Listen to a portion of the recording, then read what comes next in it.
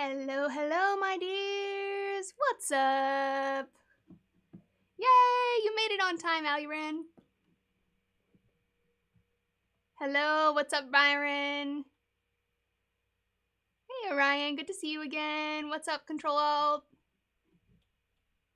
What's up? Whoa, I cannot read that screen name. Is that just like wingdings, or is that another language? Well, welcome back, Control Alt. Where'd you go?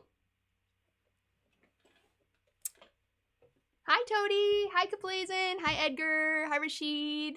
What's up, Sublime? How we doing, guys? How's your week been? I decided to come back out in the garage because it's finally not a crazy heat wave. In northern, I think that means Michigan and not Minnesota. I think Minnesota's MN. But very nice. You know, I always found people in Michigan to be some of the nicest folks I met on tour.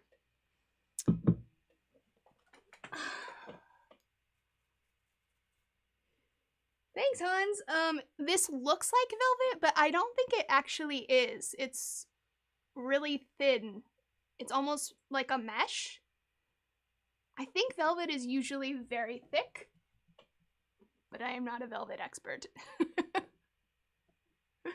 Oh. Well, this is not a Chris stream, Pale, unfortunately, but hopefully he'll join me once in a while. What's up? I don't think it's corduroy either. Corduroy? Corduroy? No, it's very thin. It looks like if you go like this, you can kind of see through it. Which I don't think is the case for corduroy.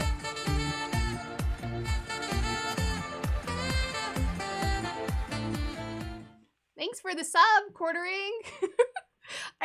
Okay, so you guys, today I added a bunch of new alerts. Yeah. So we might be having like a slightly surprise dance party every 10 seconds. I actually didn't put it on the followers because I noticed that following was going off too often and I didn't want it to distract.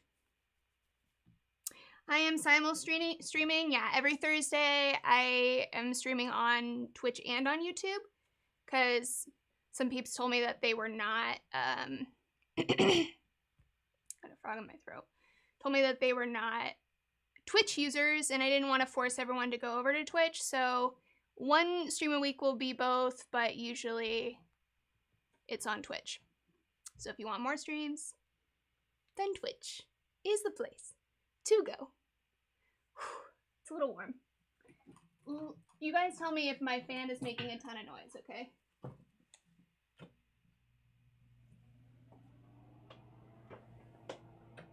Yeah, so I picked the sexy sax man because he's one of my favorite Eurovision moments of all time. Uh-oh. Fizzy. Well, you guys can just go look up the sax man on YouTube and vibe out. You're welcome. Awesome. Yeah, on Twitch, in the future, we'll all have more features because Twitch gives more live streaming options, which is why I wanted to start building a community on Twitch in the first place. YouTube has some stuff for live streaming, but it's definitely not a live streaming first platform. And I have a lot of ideas, and I don't think that YouTube will allow it. Things like polls. Hi, Eris. No, it's not velvet. Everyone's gonna be asking me if the shirt is velvet today, but that's okay. It's not. It's like a mesh that's fuzzy. Fuzzy mesh, I guess. Cool. Thanks, Twilight. Yeah, it doesn't matter if you're on YouTube or Twitch, but like I said, I'm doing more stuff on Twitch, and I'll have more features on Twitch. I'm getting some emotes made, and there are more interactive features there, too. Oh, no! Good luck, Sovereign. I have used caulk before, and it's not that hard. You just don't let it dry in a really bad way. That's my only advice. Is it pronounced like cock or caulk? Caulking. I caulked my tub and my sink, and I felt like such a badass. I was like, yeah, what? I'm a DIY goddess. Oh yeah. Aw, thanks, Billy. Tonight we are sipping on knockoff White Claw. It's the European version, so at least I'm not the most basic I could possibly be. Caulked. Okay. I give up. I have used both a caulking gun and a dispenser, and I found the dispenser to be a little bit easier because the guns are so fucking huge, but it did feel more badass.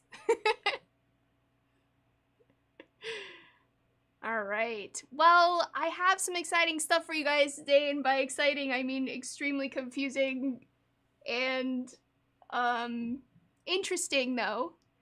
I have been thinking a lot about porn lately because my friends are getting older, they have kids, or they're getting married, and people seem to be like secretly disclosing porn concerns or like questions about it more often, which is actually surprising because I feel like all of my friends watched a lot more porn when we were younger.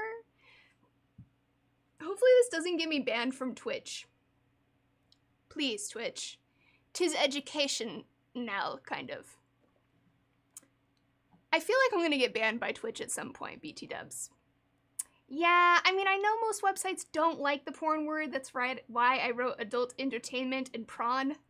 But, what am I supposed to do? Are we just not allowed to talk about porn as a thing online? Okay, that's what I did, Grindolf. I said adult entertainment.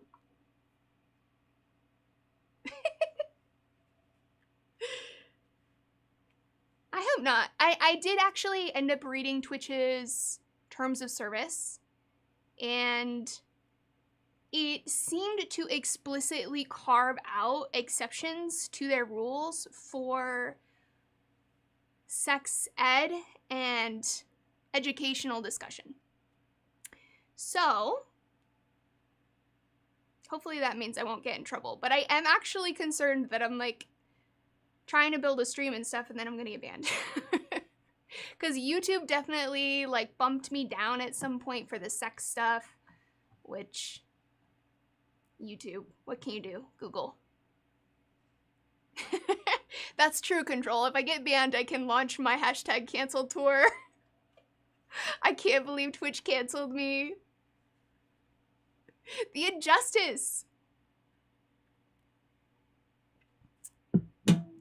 I need to mod you, Aristocracy.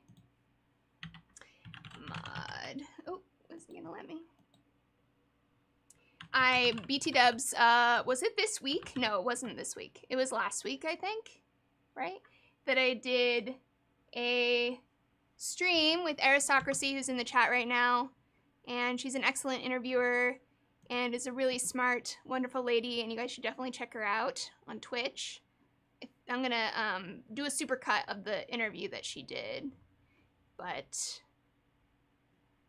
yeah, that was a good time for those of you who have not heard of her. So anyways, yeah, so I wanted to talk about, I guess, to the extent that we're allowed to talk about these things with our big tech overlords now. I was curious about your guys' experiences or where you're at with this issue, what you think about it, because something that's really interesting about research and debates about porn is that okay.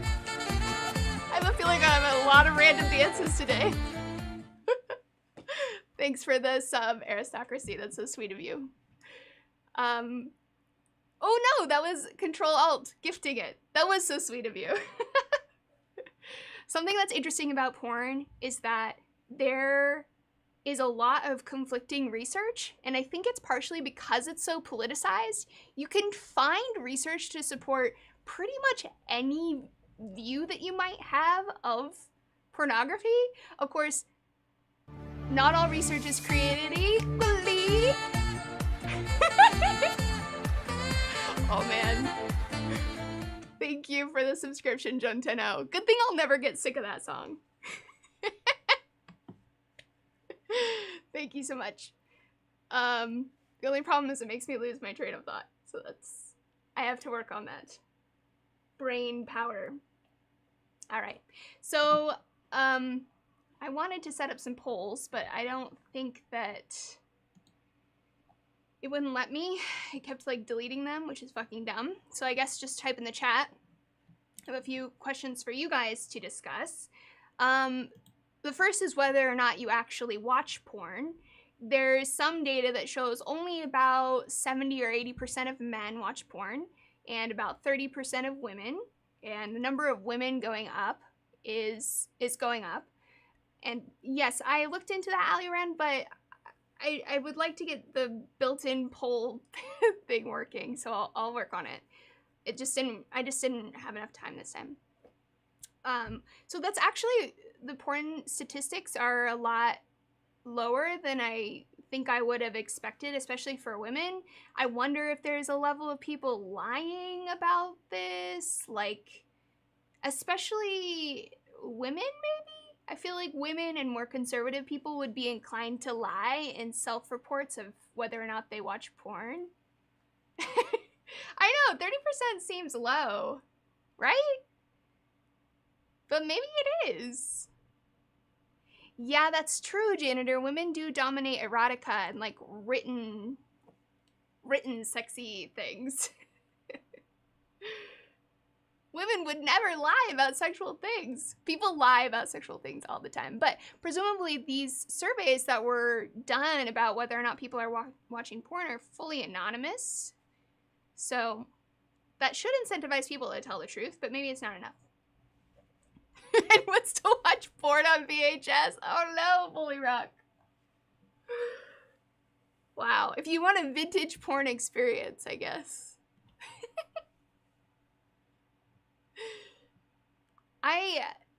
Growing up in a Mormon household, we did not have, like, I never found any naughty things around, except for actually one book I found once in the garage while I was looking through my parents' old books.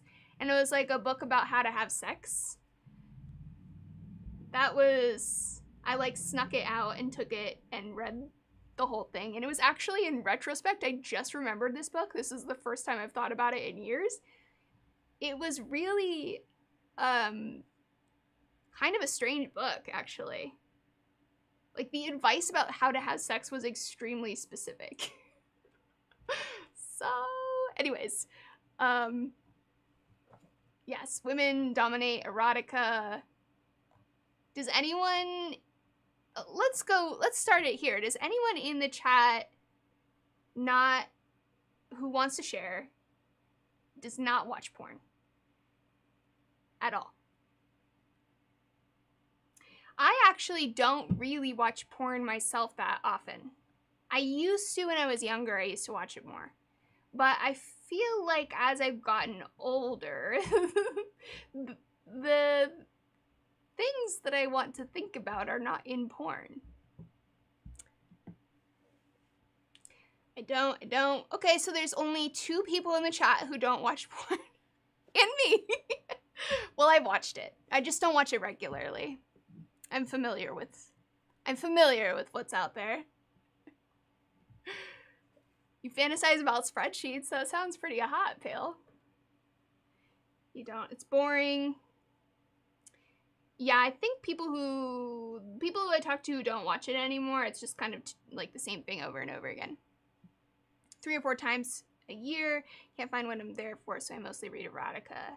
Yeah, I think I'm in that boat, aristocracy. Like, porn seems, it's all very much the same kind of stuff, and I know there's variety out there, but and there are feminist porn people, pornographers, I guess they'd be called. like Erica Lust. Erica Lust has some really interesting work. I feel like Erica kind of, for those of you who aren't familiar with Erica Lust, she's like a feminist pornographer, and her work kind of, it's almost like bringing erotica to the screen, like acting out eroticas, I guess. And it's very much about like real relationships. She features a lot of real relationships in her videos. I actually went to this with Chris. I think I was with Chris a couple of years ago, or it had to have been more than a couple of years ago, maybe 3 years ago. There was a big like feminist porn event in LA, and it was this enormous screen of feminist porn, like all the stuff they had made, and it was actually the biggest screen I've ever seen in my life. And there were probably about 700 or 800 people there, and we all just watched porn together for like 2 or 3 hours. It's not your normal porn viewing experience. I am a little ashamed to say I felt a little embarrassed at that, because every time I've watched porn, it's been by myself, occasionally with a partner, but mostly by myself. It was a little bit awkward, but it was also like people were really into it, and it was a very sex positive space, so there was a lot of like, you know, hooting and hollering and laughing and people having a good time. Maybe I'm just repressed, but that seems so scary. It wasn't scary. It was like, it was dark, no one could see your face, but people there were pretty, you know, laid back. So I guess the porn that I've watched has been more like that. And I wonder if porn was more like that, if we wouldn't be seeing some of the complaints that people have about it now. The main complaints that I see people have about porn these days is, beside the complaint from women and men too, and probably people who are neither women nor men or identify that way, there is this sort of feeling that it's all very extreme or becoming more extreme, that it's kind of the same stuff over and over again, that it leans heavily into the most taboo, and that the relationships don't feel authentic. So, you know, I think those are legitimate complaints, but then when people email me about problems related to porn, people are worried about watching porn instead of having sex with a partner. And a few weeks ago, we had talked about the sex recession, and I actually found some people who kind of blame the sex recession on porn. They feel like millennials are just masturbating all the time now, and, you know, that's a quicker and less effort way to get off than having actual sex with a person. The men are always unattracted to me. We need more orgies. I think you can find that in porn. Yeah, it's actually worth watching nowadays. You have to pay for and import. Yeah, you know, honestly, we should probably be paying for porn to the extent that you can, as much as possible. Thank you, Ted! Tier 2 subscription? I think that's my first one. Thank you so much, my dear. Welcome, Prize. This is a sex stream. Not like a sex stream, but like a sex conversation stream. I need to get like the dopest emotes on the planet now. Hi, Maj! Good to see you. Wait, Wild Steve, is that Steven?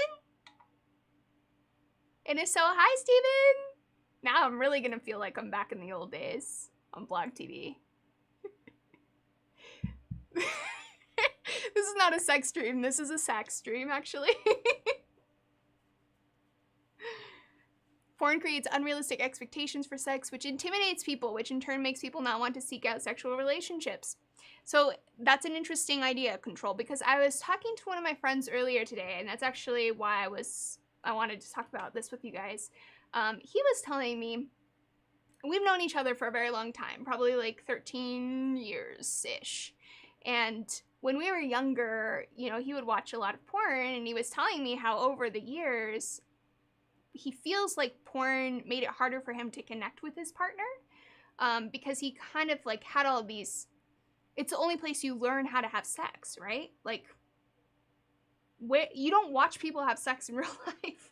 You're watching it in porn. And so that sets a lot of expectations and norms for people in a lot of ways that may not really reflect reality.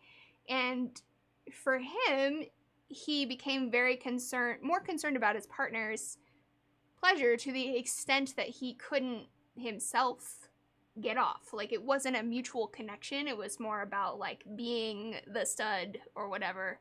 And I've heard the opposite problem from a lot of women, where their partners don't care about their pleasure, right? And don't take the time and kind of act like they're in a porn. And it's concerning and it's confusing for me, because I consider myself a sex positive person, obviously, and I think that there's a place for, you know, sexual expression. I don't think porn is a bad thing. But with how readily available it is, and the way that the porn industry has gone because of the internet, I have questions. I have questions about if it's working for us, how it's working for us. More research needed, but like I said, the research is super polarized and conflicting. So who the fuck knows? Don't stress yourself about sex. I think it's easier said than done. I think a lot of people have anxiety about sex. A lot of people have anxiety about being a good lover, about doing the right things, you know, not being weird, being good at it, and things like that. I mean, if you look at sex writing and sex content on the internet, the stuff that does the best is stuff that speaks to people's fears about being good in bed. You know, like 20 ways you can be good in bed. 15 ways to please a woman. And all this stuff. And it very directly seems related to, you know, some of the more common fears and anxieties about sex.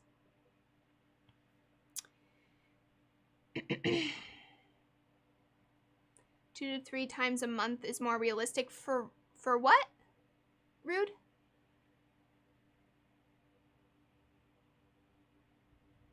Audio erotica seems really popular and appears to be a lot more tailored to women. Yeah, random thoughts. That's actually interesting. There's a erotica company that contacted me recently about working together. I forgot to email them back, which is often the case. I'm like, oh, that's cool, and then I just don't email the people back. Thank you so much for the super chat, newbie. Have you ever heard of the idea that people aren't actually addicted to porn, but addicted to antisocial behavior? Sexually conservative people would be more affected than sexually liberal people. Do you mean like they prefer to be by themselves when they get off? Because in that case, I have not heard that theory. But it's interesting. Thank you, Noisy Noob! Thank you for the subscription.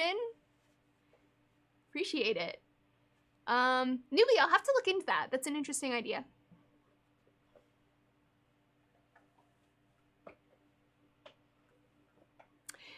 Sex advice columns in media created for women. In mainstream media, yeah. And probably in media as a whole, yeah, I agree with you. But there's plenty that caters to men as well. I just feel like a lot of the media that speaks to men's experiences, it kind of preys on fears and anxieties about sex in a way that, you know, it doesn't seem very sex positive to me. For instance, I've come across several sex blogs that are all about, like, you know, how to please, it's all about how to be good in bed. And none of it is about, by the way, communication, connecting with your partner, cultivating erotic energy outside of a sexual experience. There's usually talk about consent, so I think that on that front, for the sex positive movement, it's been a definite victory. I think more people are talking about consent. But the other stuff, the emotional intelligence, the connection, it's all about like just get straight to the sexy part. To fucking, basically. New porn is really strange. The old stuff is great, though with comically fantastic plots. There are actually a few old pornos that are good flicks. Thank you so much for the super chat, Prepper in mod conservative, and I'm not sex antisocial. I'm a mod conservative, I'm not anti-sex. Yeah, I mean, I think that was just a theory. I've never really seen any research behind that idea. But who knows?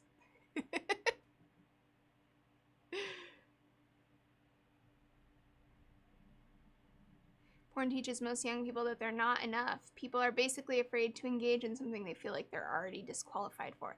Yeah, that's a really good way of putting it, Manly. There's this comparison that happens, I think, and it's impossible to not compare yourself. Whether it's comparing yourself to their bodies or comparing yourself to how they have sex, how they experience pleasure, how fast they orgasm, all of these things. And, you know, in a sense, like, while I think porn is to blame for a lot of those unrealistic expectations, it's also like, is porn supposed to be sex ed now? And actually, that is why some places, I think it was in Holland, that they started showing, or maybe it was in Canada, that they started showing kids porn, or not kids, it was like young adults porn in sex ed. I need to look up where this was, because it's gonna bother me. I think it was in, I want to say it was Ontario.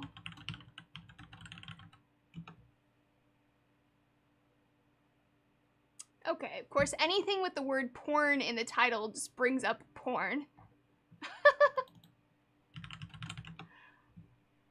Alright, well,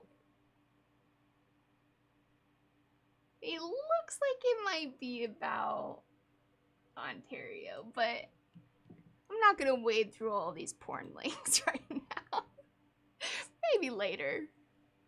But anyhow, that, you know, of course, elicited a huge backlash. Showing porn in the classroom. And I understand the thinking. I think the thinking is that, well, kids are watching it anyway. The average age is 9 to 11 years old that they first come across it, and then by the time they're 13 or 14, boys especially are seeking it out actively online. So I think the thinking was, well, they're watching it anyway, so we'll show it. But it seems like a bad political tactic for sex ed. If you get my vibe there, it's kind of controversial. I feel like we've barely gotten to the point where it's okay to like talk about what the clitoris is. Showing people porn, showing students porn. I also feel like it's not really the right way, because porn, you know, there's a lot of shame about it and a lot of discomfort, and maybe that shame is, you know, they don't deserve to be ashamed of it. But forcing high schoolers to watch that kind of stuff together, I don't know if that's smart. I'd have to look more into what happened specifically, but I remember a lot of people talking about it when this when this became a new curriculum.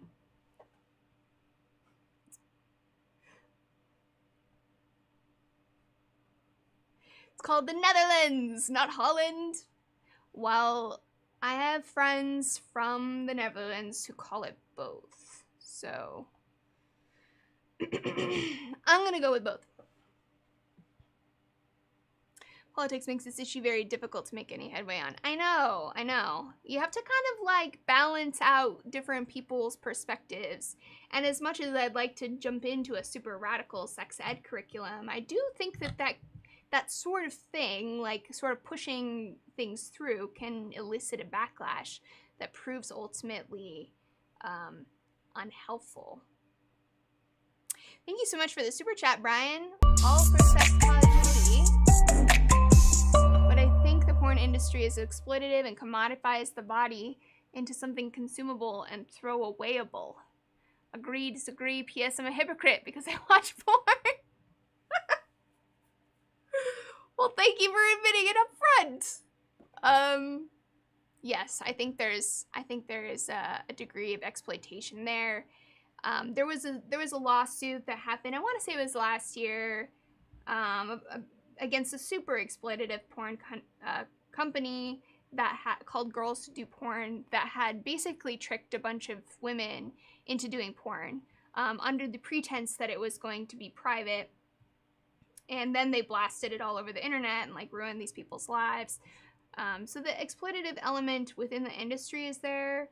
I think there's also probably an argument to be made about objectification, but I also think there's probably we need like sanctioned places where objectification is okay, because that's part of sex sometimes.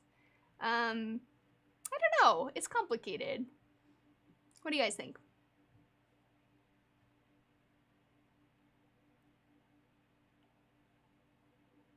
Girls Do Porn was very popular. Yeah, and it was like, I want to say 20 or 30 women that sued them and won. Do you believe that porn is good for society? Well, I think healthy sexual expression is probably good for society. The question is whether or not the porn that we have today in 2021 is healthy sexual expression.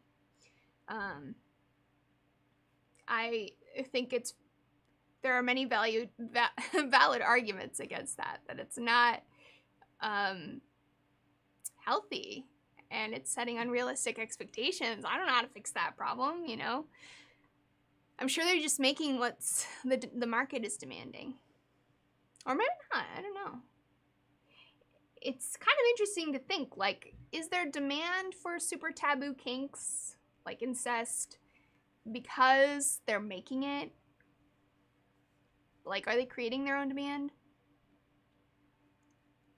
Hi, Unicycle. Porn is good and bad. Yeah, that's kind of my thoughts, K-Cat. I obviously have like some very complicated feelings about this, and a lot of sexuality things. I think technology has really complicated things in a lot of ways, and not that technology's bad, but we should probably be thinking about it more. Be thinking about it critically, at least. And not in a shaming way. You know, I don't think there should be any shaming.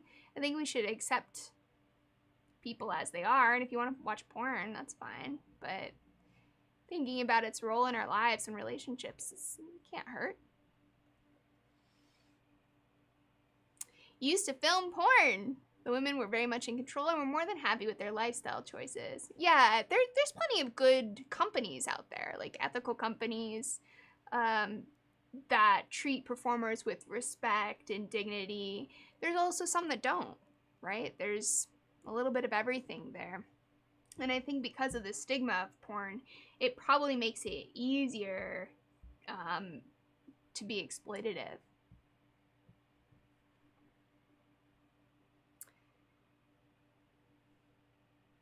Libertarian when it comes to porn, but I see its faults. Yeah, I mean, I do not support the restriction of any media or anything like that. That certainly is the wrong direction, I think. I'm gonna put on some music.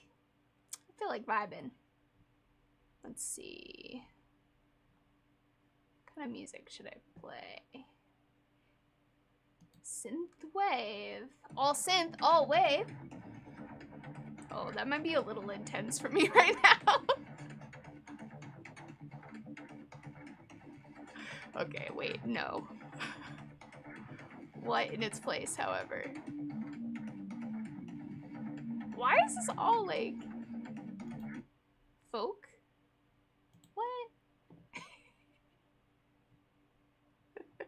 The dance music from, well, this plays sax man the whole time. Oh, what about lo-fi?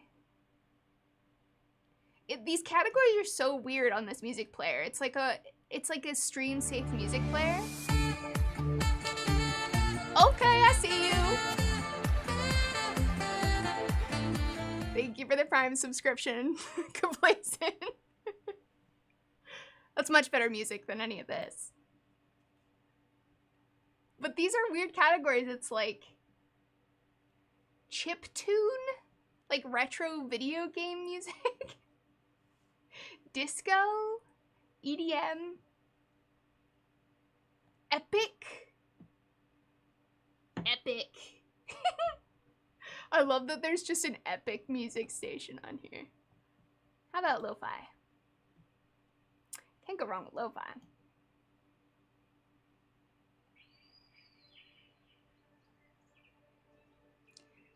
This sounds like birds chirping or children screaming. Unclear.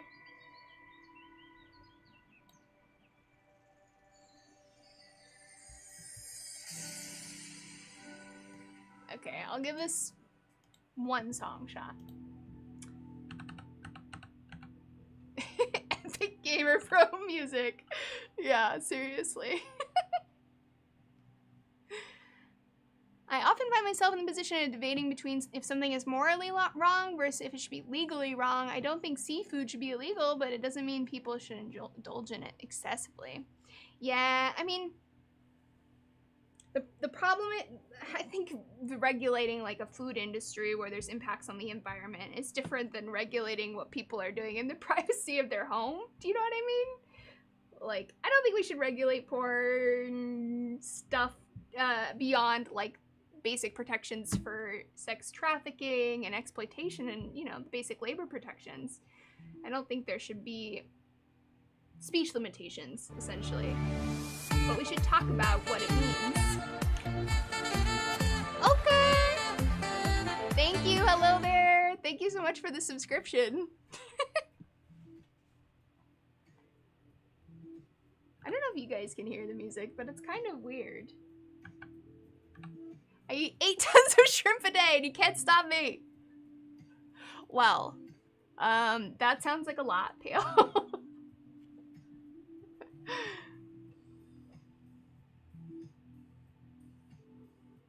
You had the high ground. Well, thank you. I appreciate it. Hello, Yellow Star. Welcome. Welcome, welcome.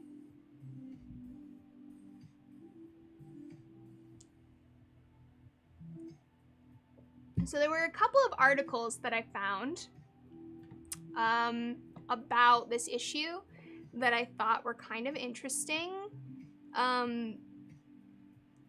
But a lot of like, I don't know, should I go through them? I'm not gonna spend too long on this, but a little bit. What was that? My thing. Thank you so much for the super chat, Cody. Thank you, thank you.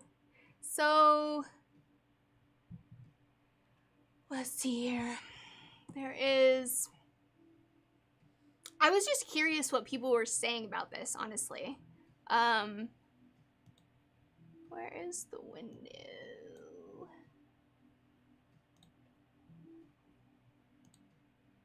Why isn't it? This keeps happening every time I stream.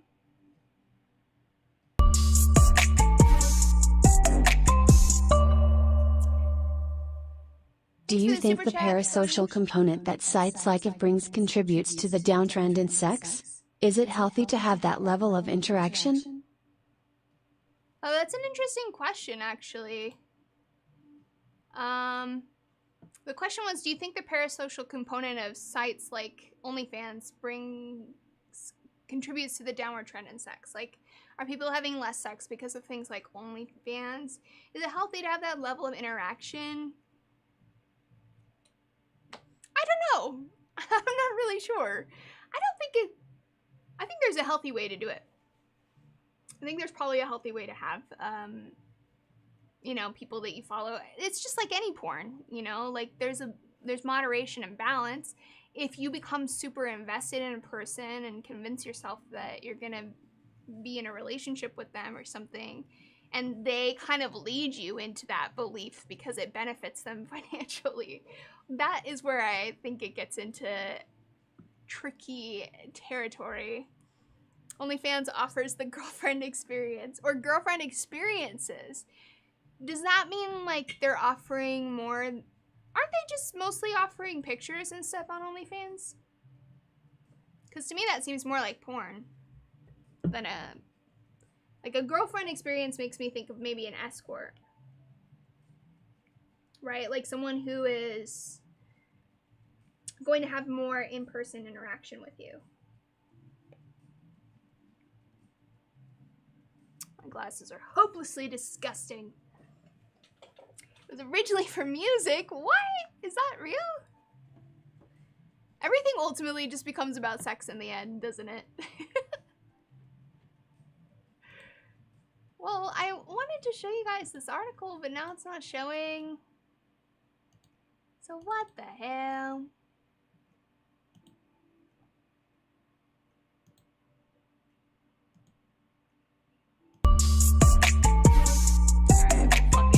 Fuck it. I give up. Thank you for the super chat, Hey Joseph. Lacey, what do you think about OnlyFans? I see it as a bad thing as it puts a dollar amount on your average woman's body. Yeah, I mean, it's tricky because I both support the right of women to do whatever they want with their body and for people to have to monetize sexual experiences. But I also think that we have to create space to respect women. I don't think those are necessarily at odds with each other.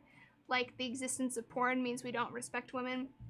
But if someone was in a really saturated environment where that's all the interaction they had with a woman, this is not common, I don't think. But if it were the case, then you could see how you might get someone who doesn't really know how to relate to women. It might make it harder to date.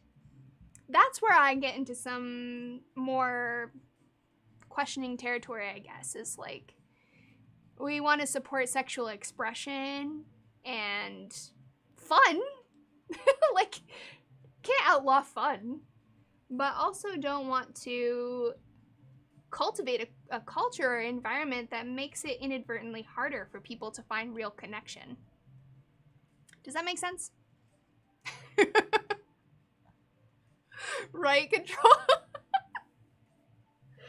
I like went through and set that shit up for you guys today, and that's happened like twice now.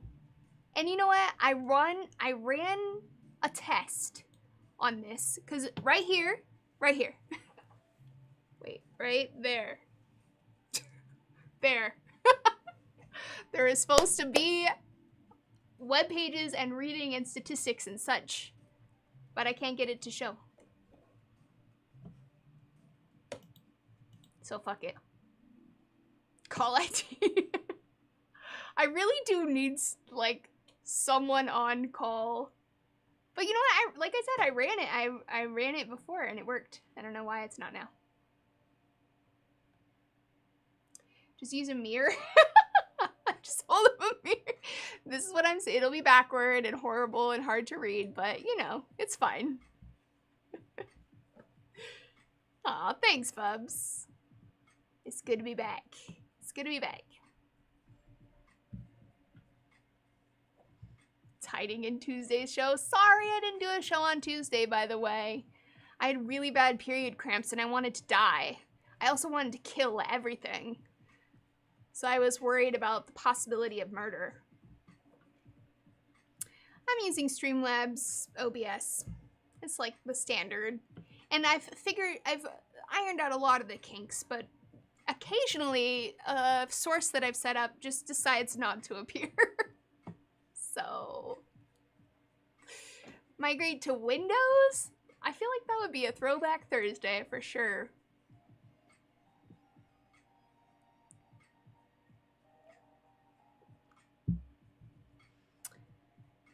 Oh, like, oh, that's an interesting idea. Nah, fuck it. I'll just read you a few key bits from this, okay? Basically,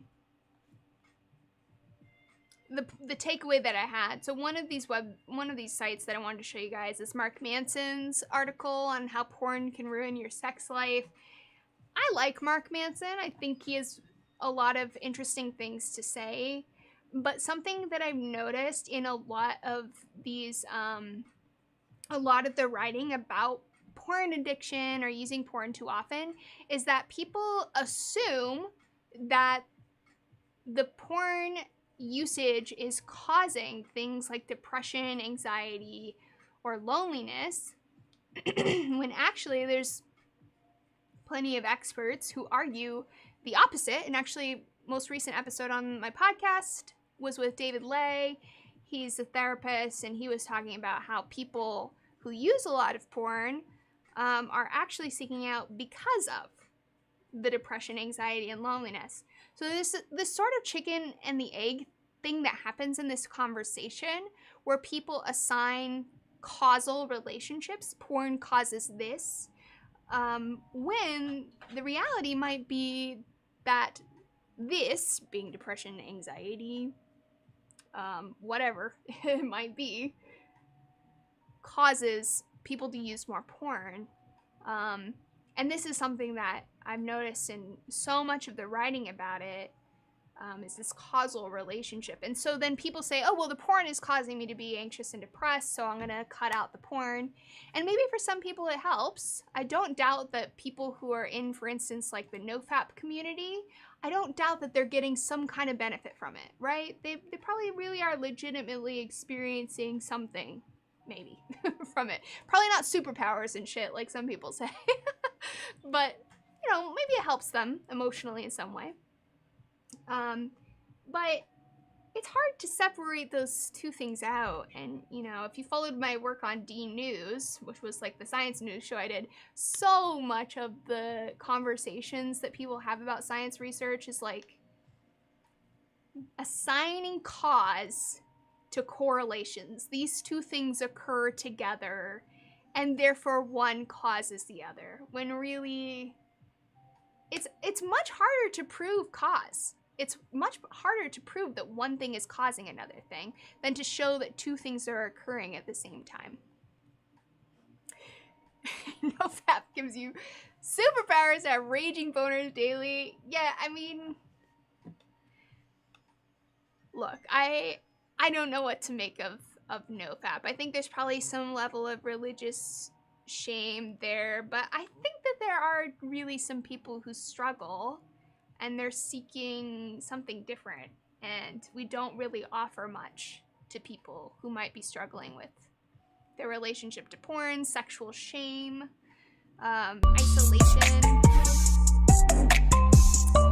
Thanks for the super chat, Royal. What do you think of MGTOW content? What do you think of MGTOW content, or something like fresh and fit content, or talking heads like Kevin Samuels? I haven't really watched a whole lot of it, to be honest. I'm vaguely familiar with it. I think I interviewed or maybe was interviewed by someone in the MGTOW community many years ago. But to me, any internet, there's a lot of internet subcultures that are very extreme, like disavowing porn, disavowing relationships, disavowing women, disavowing men, whatever it might be. And to me, these extreme reactions are not healthy.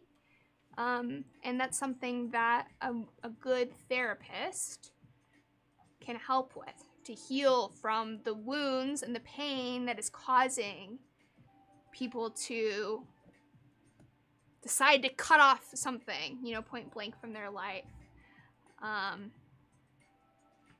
Yeah, I've seen some misogynistic stuff in the MGTOW community as well.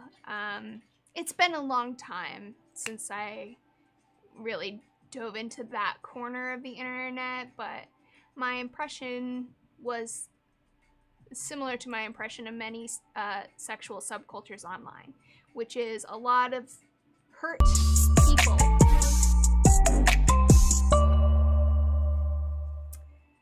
Thank you for the super chat, political pundits. Are you and Melissa Fabolo still friends? Oh wow, I haven't talked to her in a very long time. No, I actually hadn't even really thought about it. She's probably one of those people that thinks I'm too conservative or something. Yeah, maybe the music's too much. I'll turn it down before. Profitable? MGTOW is profitable? How?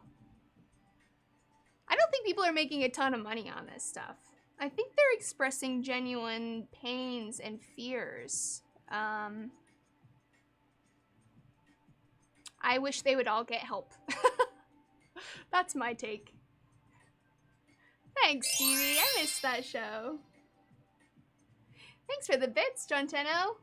Loving the stream, Miss Lacey. You're awesome. Have you heard of Roma Army? No. What is Roma Army? Sounds very threatening.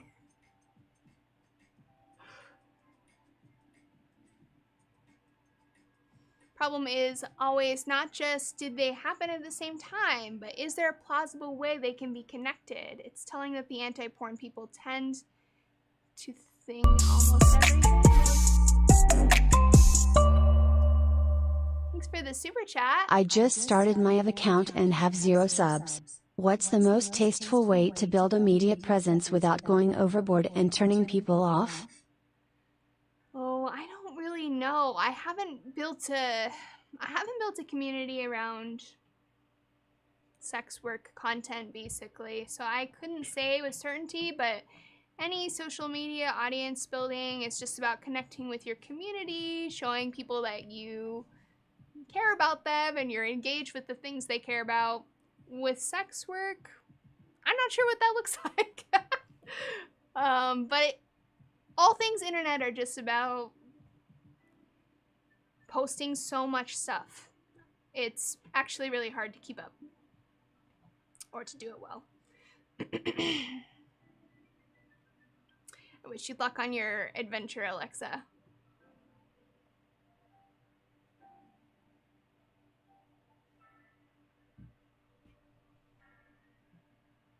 Yeah, that's kind of my thinking, Vic, but maybe there are more niche communities that are milking their audience for, I don't know, anytime they're exploiting people's pains and fears, you have to, it raises a red flag.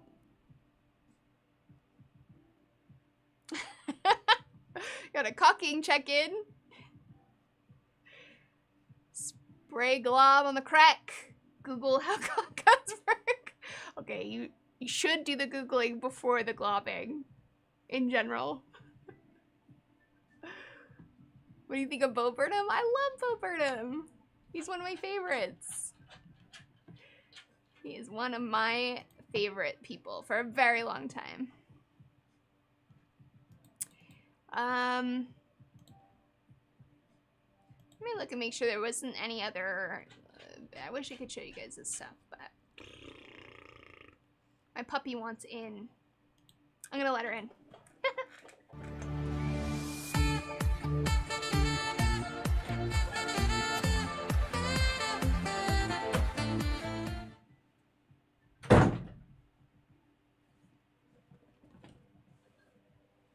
Thank you, Iron, for the Prime sub. Sorry I was grabbing my puppy. She missed me. She's very attached. Puppy! Puppy? Are you a baby?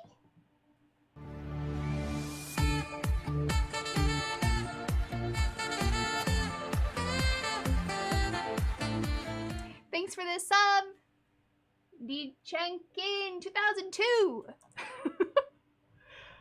You guys' screen names are gonna be the death of me. Thank you guys. Oh, my sub goals doesn't seem to be updating. I guess nothing's updating. Just fuck me, right? Oh, goodness. Something I've learned from streaming is like,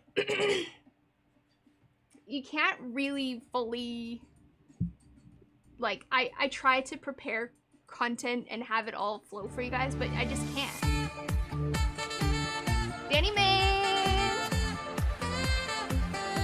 you for the Prime sub. And the follow.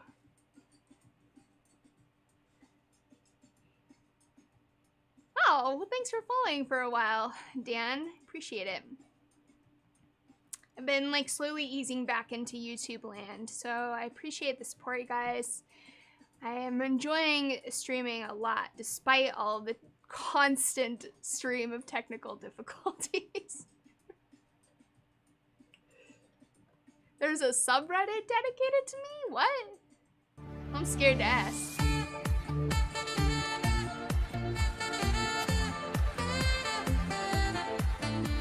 Orion? Wait, I thought you already were. Thank you for the sub. You were just waiting for the cool music, weren't you?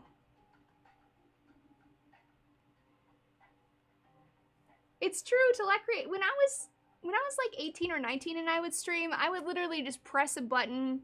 Webcam, shitty. Audio, horrible. Lighting, don't know her. And it was fine. But now it's like, shit, there's so many things to keep track of. What can you do? Hype train! Thank you. I learned what the hype train is. Aren't you proud of me?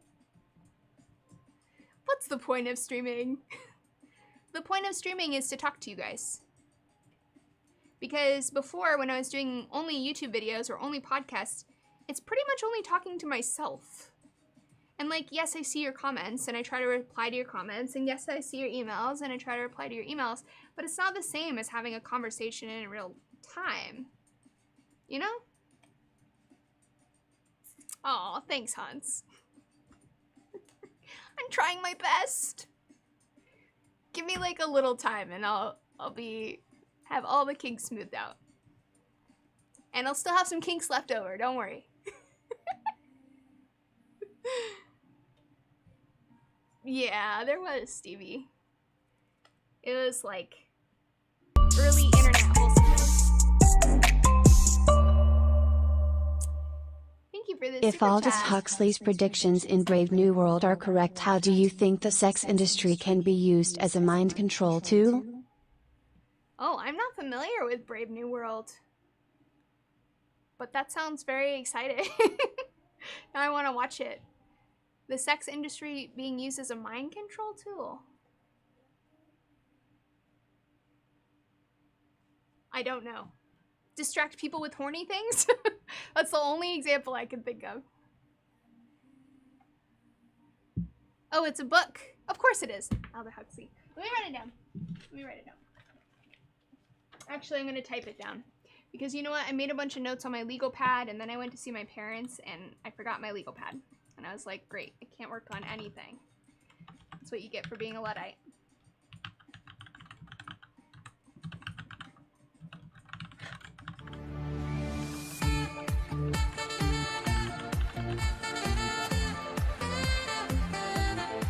Thank you for the subscription. I'm too sexy for you. Very fitting screen name. It's right on theme. Sire Glag, of course. Of course, all the atheist philosophy business. I feel like I've been getting back to my atheist roots lately.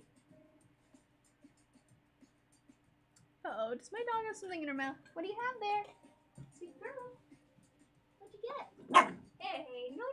Oh my god! You calm down!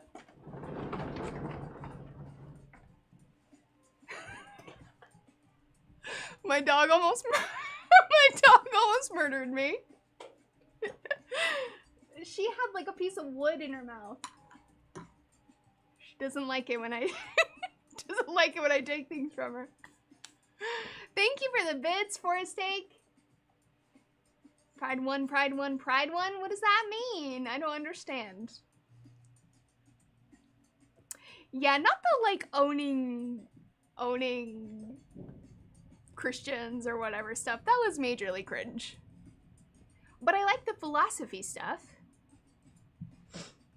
And I feel like the reason why I say I've been getting back to my roots is not necessarily about religion or anything, but I feel like a lot of the principles of secular movements are really important about critical thinking, um, freedom of speech, you know, being weary of dogma and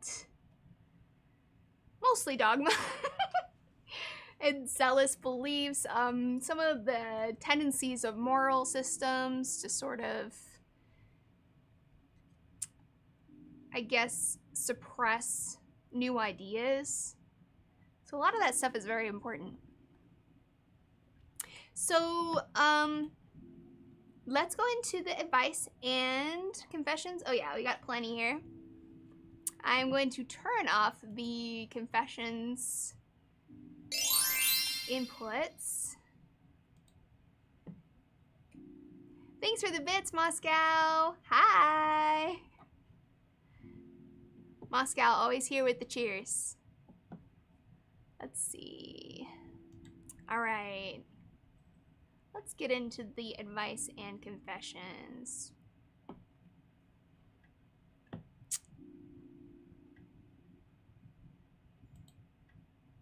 Shut this down. Okay. Should we do confessions or advice first? Let's do a little. I'll go back and forth.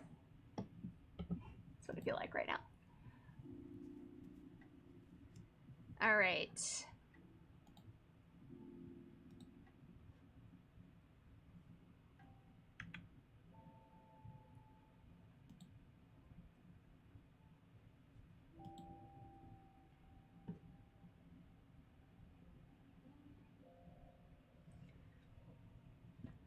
All right. For advice, I'm trying to meet new people, maybe even find partners in spite of the pandemic. I'm a pansexual man. I've never been in any relationship and have struggled with anxiety and social situations for most of my life. I tried OkCupid and Tinder, but the deafening silence, most of the people I messaged, even those I matched with, never responded in any way, is almost more hurtful than outright rejection. How might I go about this in a bit less destructive for my mental health?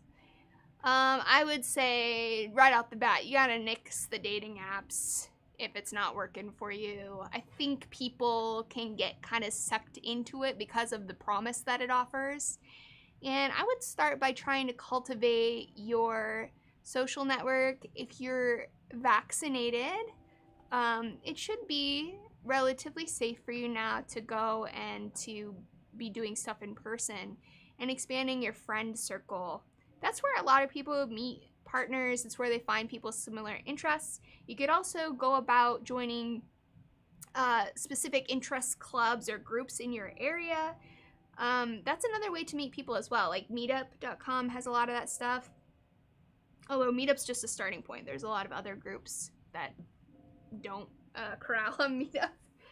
And in doing that, I think by meeting more people, you'll probably be able to find potential partners in there. And just the social media stuff,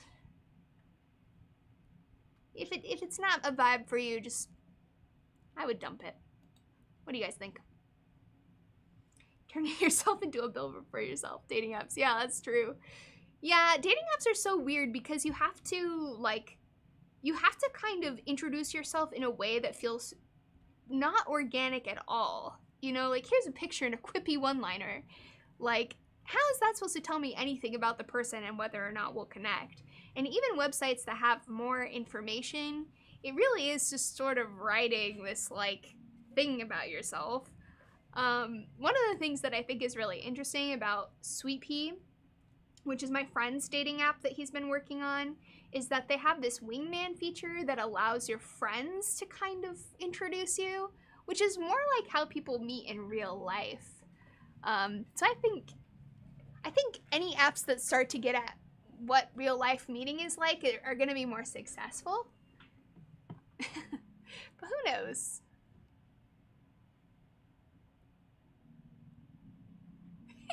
It is kind of like old school MySpace, isn't it, Unicorn? Yeah, I mean, there's something kind of fun about writing about yourself and, you know, imagining your your person finding your profile and, you know, enjoying it. But I also feel like it's very, it's not organic. That's not how people tend to meet. And so the closer we can get to that in digital spaces, the better. IMO.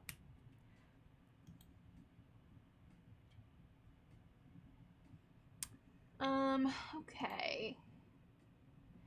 This isn't a confession. Advice. An old friend of mine has revealed herself to be extremely anti-LGBT. She's not hostile, but believes being LGBT is sinful, regardless of if that identity is a choice or not. No surprise, she refuses to use trans people's pronouns. I do voice acting for this person and have been friends for over a decade. I don't know how to proceed. I'm not gay or trans, but I have a lot of close friends that are, and I just don't know what to do with it. What would you do if you were in my shoes?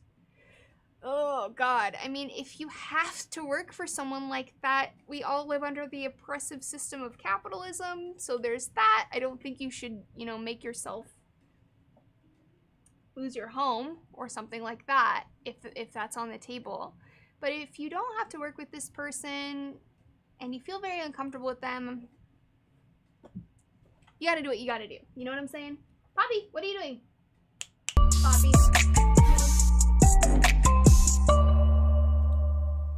Thanks for the super chat, Thanks for streaming again. And the stream with Chris was really fun. Smiley face, smiley face. Smiley face, smiley face. Thanks so much, Gage. It's fun to be streaming. Poppy, what are you doing? I think she's getting into trouble again. Pop. One sec. Come here. Come here. Come here.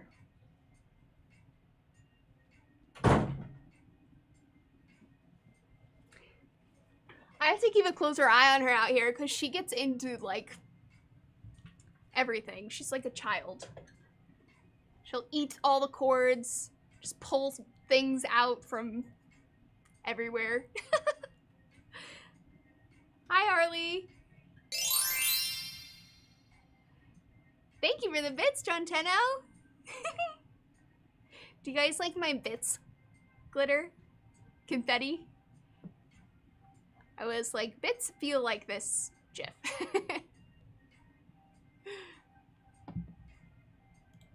All right, let's continue. The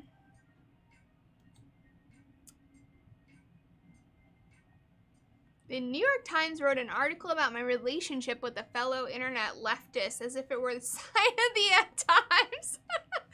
It's making things a bit awkward. What should we do? Ha ha ha.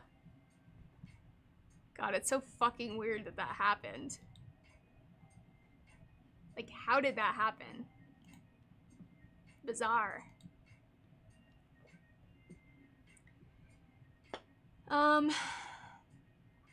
This is a similar question to before, meeting people off of dating apps.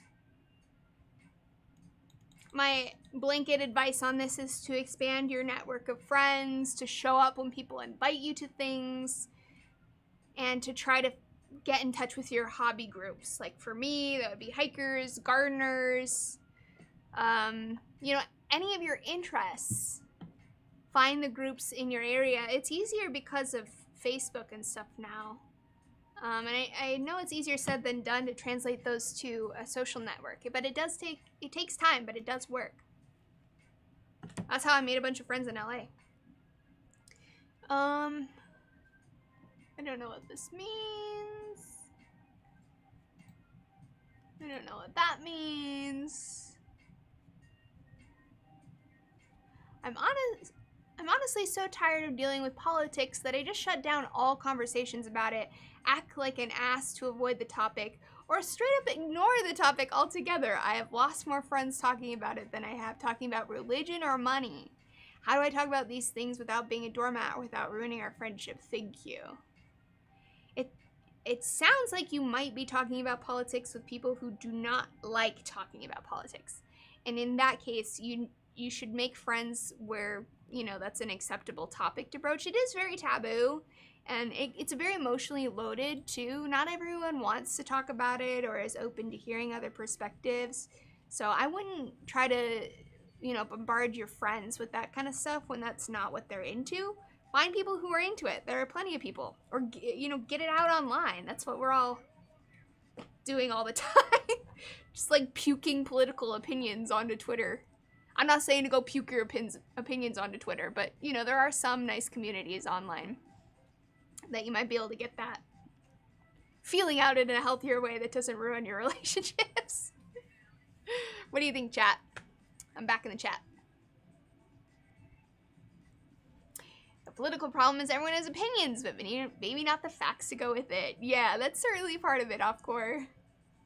There's also situations where the interpretation of what the facts mean,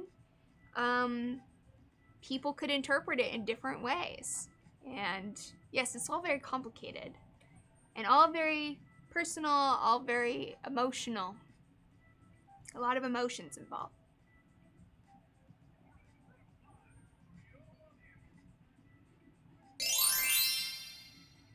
Yeah, Trevor Viewer, I agree. Politics is personal. Get to know who you're talking to and why they think what they do and relate somehow, some way to that.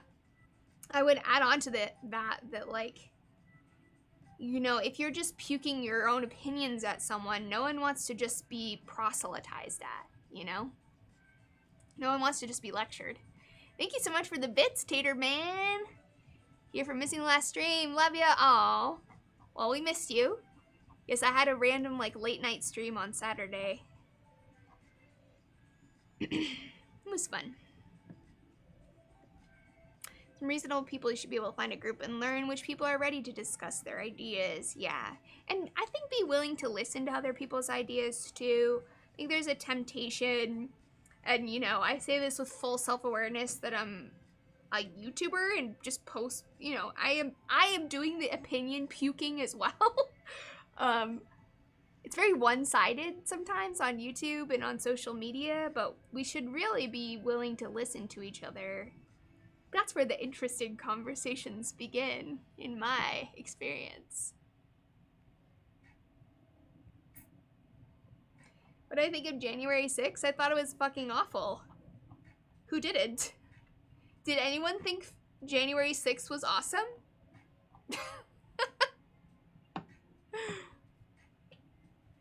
Can't imagine being friends with someone who could talk about politics? Or do you mean couldn't? Couldn't. Yes, rebel. Yeah, I feel like being a sex nerd, politics comes up all the time. So most of my friends are fairly comfortable with it. Though, to be honest, we don't really talk about politics all that much. We talk about stupid shit.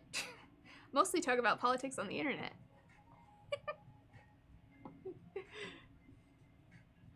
Allsides.com. Yes. I think it was you, Janitor, that introduced me to that website. It's an excellent website.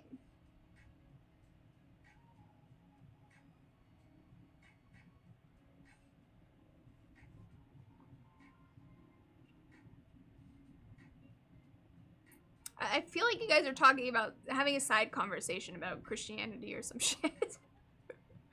All right, let's do a few more confessions. Or a few confessions. All right. Confessions. Oh my god. No, this isn't confessions. Right? That's like 4 paragraphs.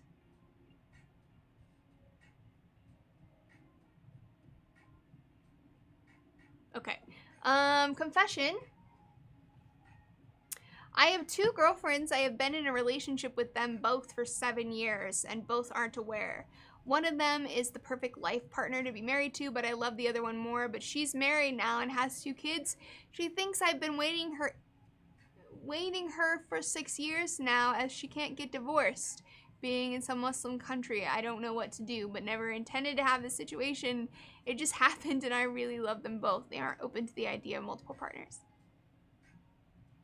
That sounds very complicated, my friend. You gotta... you said they don't know about each other?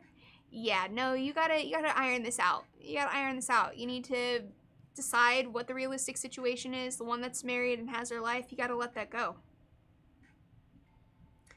And you said the partner that isn't married is the perfect life partner. This seems like an obvious decision. I know it's probably really hard, but what's going on right now, it ain't good. And I think you know that. That's why you're confessing. I confessed I'm too socially awkward and anxious to engage with women on an intimate level, so the only way I can get laid is by hiring sex workers. I lost my virginity this way right before finishing college, and I've been doing it regularly for 7 years. Honestly, it's really freeing and fun, and probably as expensive as pursuing a relationship with a normal girl. Alright, well, you do you. Confession, I think porn can affect how we feel about our own sexual orientation. For example, I think I'm bi, but I tend to think of myself as straight. And I think it's partially because the men in gay porn tend to be really good looking, while the men in straight porn tend to look more average. So I feel like I'm not handsome enough to be gay or bi. Oh, that's an interesting thought. Thank you for sharing. Confession, the first time I watched porn was when I was 9, but it was like when the house was empty. Thank you for the super chat, Willis. It was like when the house was empty and just curiosity. I can't understand this. Too much grammar, fuck. I'm sorry. I try to make sense of what people are writing, but it's sometimes hard. Alright, confession, I started watching porn at a fairly young age, and I think it has definitely affected my expectations for female beauty. For example, I prefer women who are shaved, and I think that's because most women in porn are shaved. It's a nice level of self-awareness there. That's a question.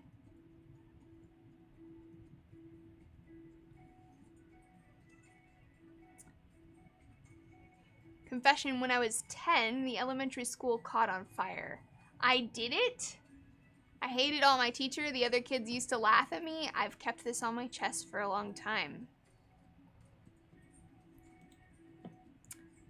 That sounds like a lot to carry with you in your life.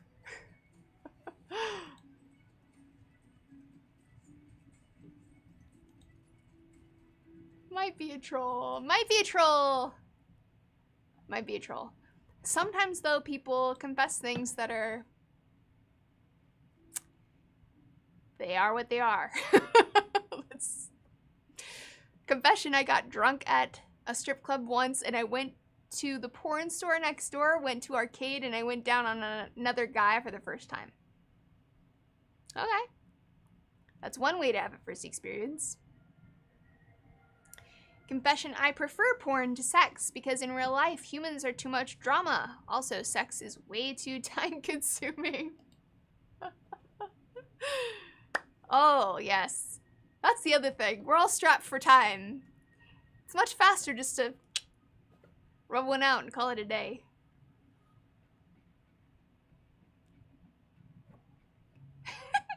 Sorry, this is a Wendy's. That's honestly one of my favorite memes of all times. The "Sir, this is a Wendy's" meme.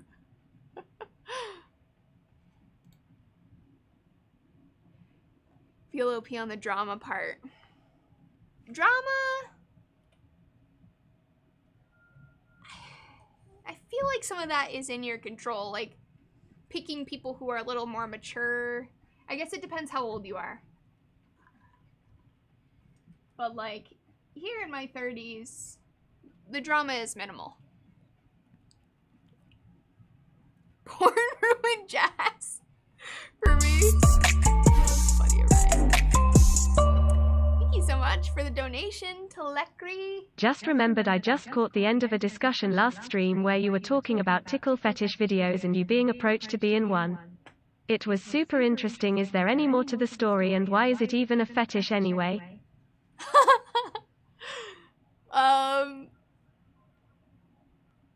The more to the story is that I wasn't in the tickle fetish video.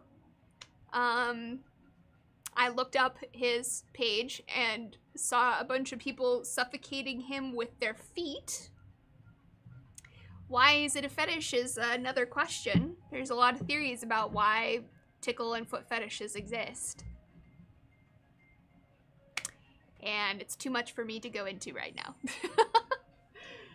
But basically, usually it comes back to our childhoods. Which is, with tickle fetishes, I feel like it's easier to understand how you might develop a tickle fetish in childhood. You have a wiki feet page? I have a wiki feet page? Wait, I gotta look this up. It's probably not even my feet. Hold on, chat. I gotta fact check my own wiki feet page.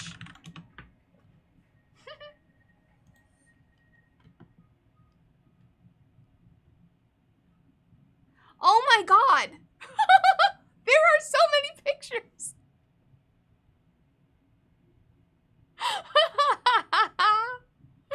Oh my god, that's great. Wow, I guess I have posted my feet on the internet.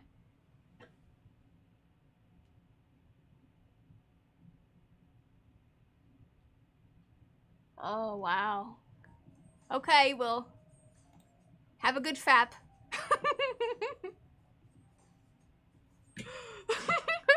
They are my feet. They're mostly like pictures that I posted, not of my feet, but, you know, my whole body, and the feet are in them. Yes, I'm looking at the Twitch chat, Iron. Although I was just looking at my own feet, so.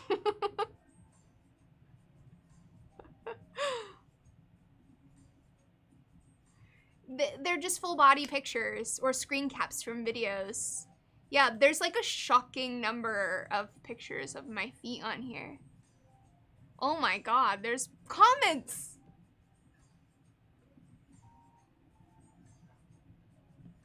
Oh my lord. No! No! Oh my god, you guys!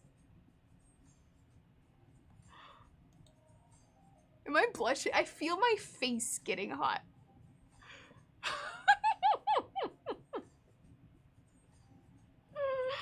Oh my god. Alright, guys. This is insane. Wait, is that the view count? Oh my god.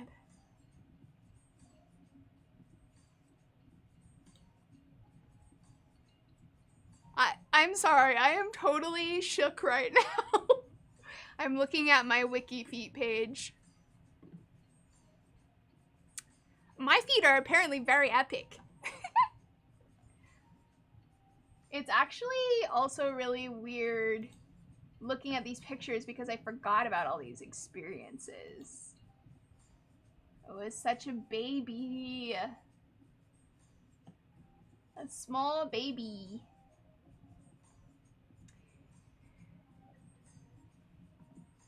Someone, the comment says she should quit the SJW crap and become a foot model.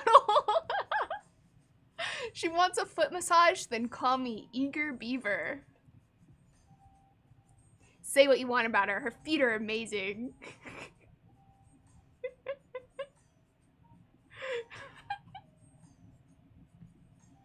Oh, sorry. This is too much. Okay. I'm over it. I'm over it. I just legitimately did not know that existed. That was new. Oh my god. I'm gonna have to ban that person who's spamming the chat. All right. Anyways, guys, should I start a foot fetish OnlyFans? I know, Iron, that's the thing, is like, foot fetishes are the least threatening internet subculture. It's almost cute in a way.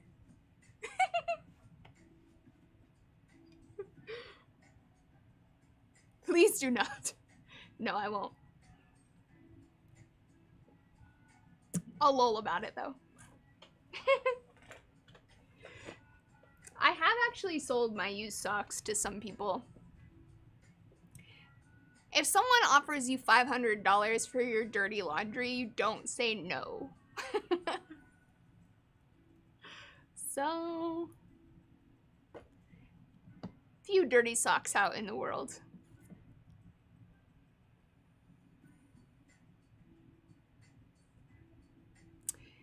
All right. Let's do a few more confessions.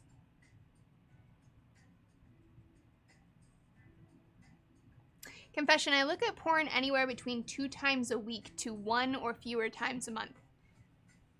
That doesn't sound like anything outrageous to me. Confession, women won't date me because they don't want to date a loser. Oh, be kind to yourself. Confession, I'm a recovering porn addict. Going cold turkey has helped.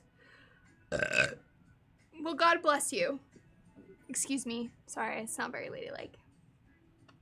It's the White Claw. Sorry. Confession, your sex positive videos really helped me in college. Oh, that's sweet. Confession, I felt self-conscious about my penis size for years. I feel like there's a lot of people who have contacted me that they feel insecure about their penis. And their vulvas too, actually.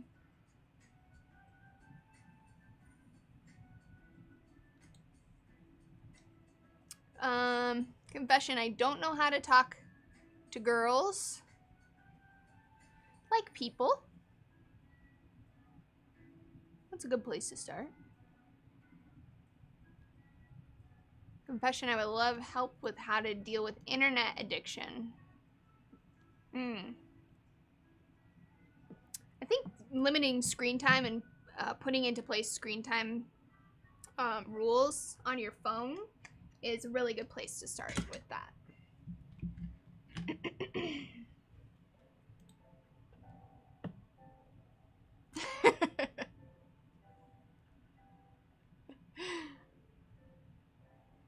No, the confessions are not open anymore. The problem is if I leave them open while I'm reading them, it constantly updates.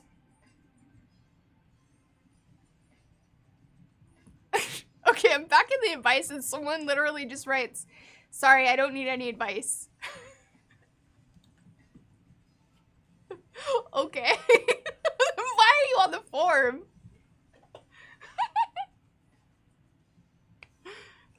So the end of the tickle video saga was that Lacey's too ticklish to do it. Legitimately though, tickling to me is kind of torturous. I usually, anytime tickling comes up, I lie and say that I'm completely impervious to being tickled because I'm fucking terrified of someone tickling me.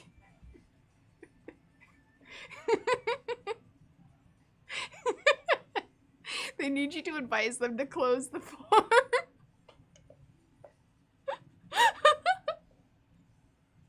Oh, yes. Let me see if I can think of something helpful in this situation. My feet are very ticklish. My armpits are very ticklish.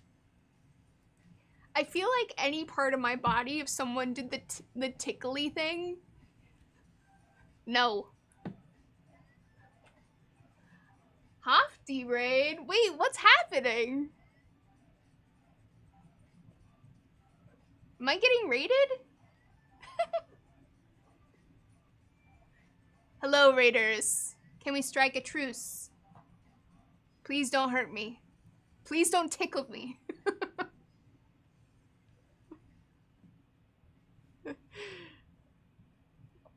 Is Hofty a person? I need to know who this Hofty person is. Bots. Hofty is just a bot.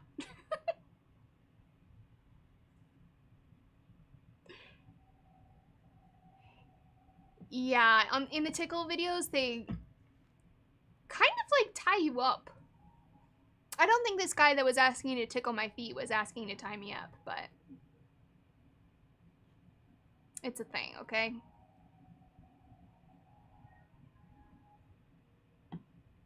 Yeah, usually it comes up in the chat. I'm not sure what happened there. All right, a couple more advices.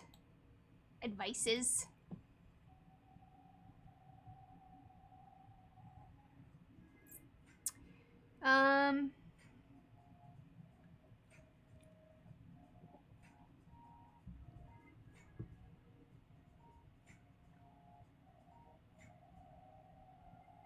trying to find stuff that doesn't have the same theme. Most of these have the same theme, honestly.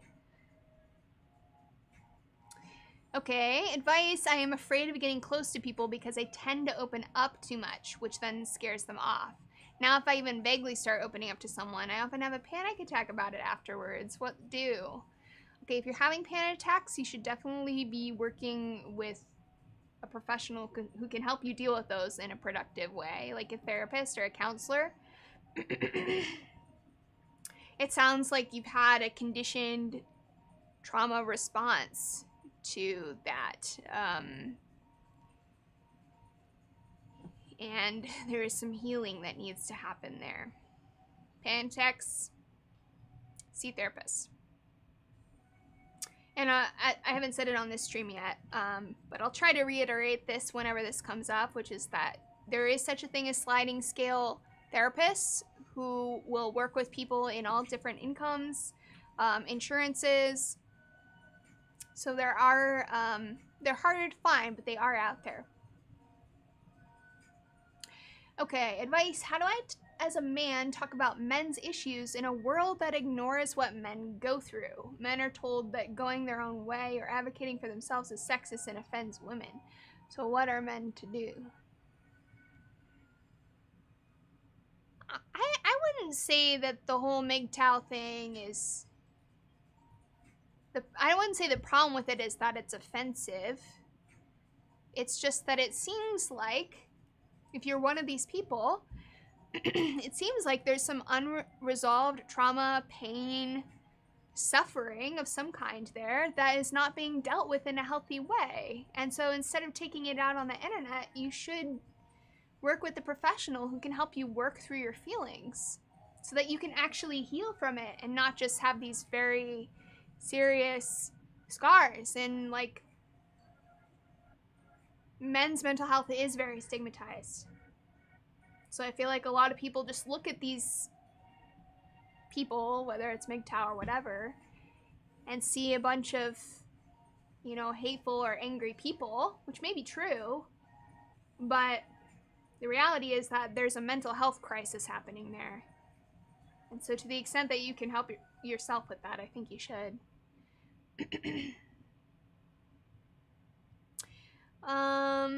Advice. I've always found it's bad form to crush on friends, but it's easy to catch the feels. Any tips for how to keep things platonic? I'm gonna pitch that one to the chat. I don't really know if you can fully control how you feel. I think the only thing you can control is how you act on your feelings and how much you let it affect your relationship or your friendship. You don't feel. Just punch them once in a while. Excellent advice from Pale, as usual.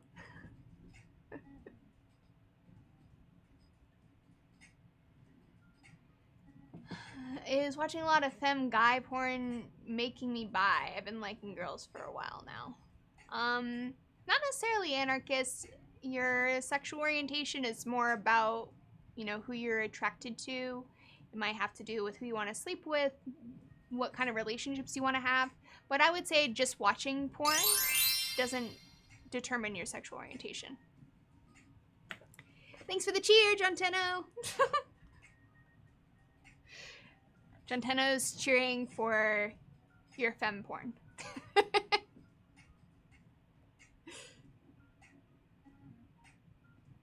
MGTOW doesn't need to exist. If you're a man who doesn't want to date women, then just don't date women. You don't need to join a toxic community. It's true. And especially if that toxic community is not necessarily helping you heal.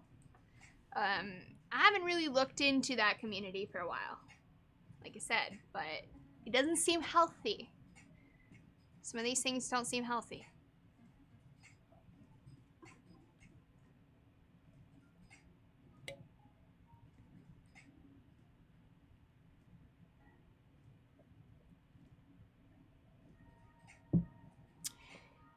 Video essays, I don't know if that's my style.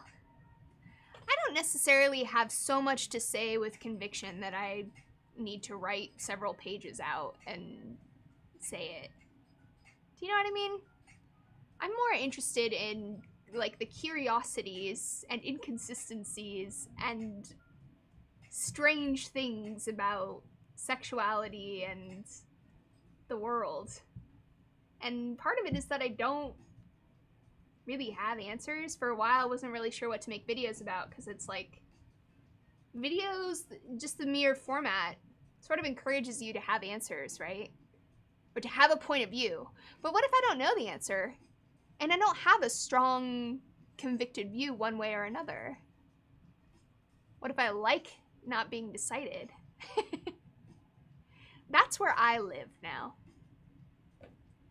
I live in the world of questions. So I enjoy the fact that those types of videos exist. I just don't think I could make them. Yeah, me too, Ennis. Enjoy videos that start a conversation. Yeah, for me, what is most interesting about the internet is people. DP, is that Ben Pie or is it Billy? Thanks for the Prime subscription, guys. That's Drunken Peasants. I'm gonna have them on here at some point because they're my boys. And they're awesome, if you haven't heard of them. Hi, Ben. As soon as I figure out how to do anything with streaming, we have to figure it out.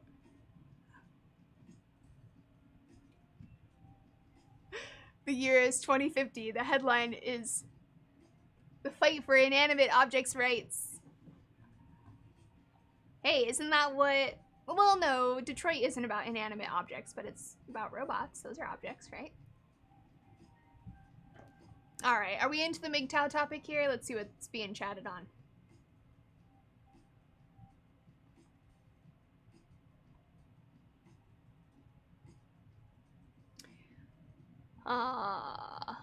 Okay. Healthy conversation about MGTOW. Men's issues are being mocked and ignored. I think there are some issues that, yeah, like I said with men's mental health, for instance, like it still is so stigmatized for all of the progress I think we've made on the issue of mental health. For instance, we haven't really talked about mental health, men's mental health. Some men's sexuality, I think, is like treated in a very almost predatory way, or like problematic, like male sexuality is treated as problematic constantly. I think there are legitimate criticisms about the way we talk about men and men's issues. That said, I obviously, as a feminist, am not like very far into the way that the manosphere characterizes some of these problems. I think there are legitimate concerns, but I don't think just blaming an entire gender for them, just like I don't think feminists should blame men for everything either. You know, the generalizations are where my brain's just kind of like, no, that is too simplistic. I didn't even know that black-pilled was the new term for incel.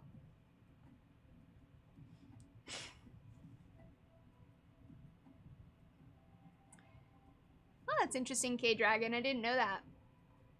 I'm definitely into Buddhism, and I think that Buddhism and Stoicism have a lot to offer in terms of dealing with some of the emotional pains of life.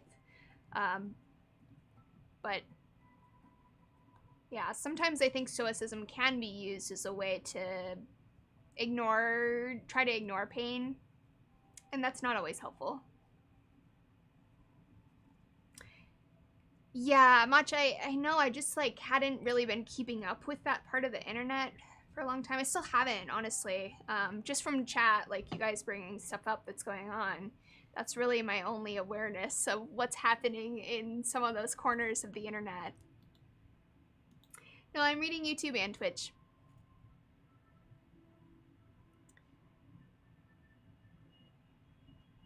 Hello, Choco. How are you doing? Buddhist? Nah, I'm a Buddhist. Okay. Can we be both? Both. Child circumcision is messed up. Girls get protected, boys get mocked. Yeah. I've been talking about circumcision for a long time on YouTube. I do think that's a male sexuality issue that not enough people take seriously. I know circumcision rates are going down. More people are questioning the practice, but the fact that it's so widespread is really fucked up. Like, just cutting off a part of someone's dick? For what? It's incredibly brutal and antiquated. And yet we just do it. Because, yay, that's fine. That's what we've always done. It's tradition. It's this. It's that. It's cleanliness. Yeah. Cleanliness. Yeah, because every time I need to clean my ears, I should just chop my ears off. Because that's the easier way to clean them. Just chop them so you don't have them.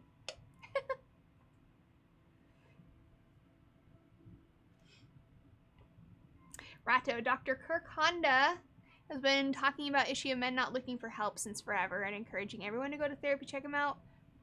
Everyone's struggling. Yes. Thank you, Ratto. I'm glad there are people out there that are interested in sexual health and how they might affect us differently based on how we are socialized. Being uncircumcised, I feel like people act like it's impossible to clean, but I legit clean it easy. Yeah, it's not that complicated. Like, yes, it's a fold. Vulva owners, we also have some folds. It's not that hard. I think it's like it's just a justification. I don't think anyone really thinks that it's like a legitimate argument, you know? Yeah, self-delusion. Yeah. And religious. Yes, it's a religious practice. It's part of religious tradition, but I'm obviously not religious, so I don't think that's a valid form of reasoning when you're going to cut off a part of someone's body before they can really consent to it. Oh, much. There's so much in store for you.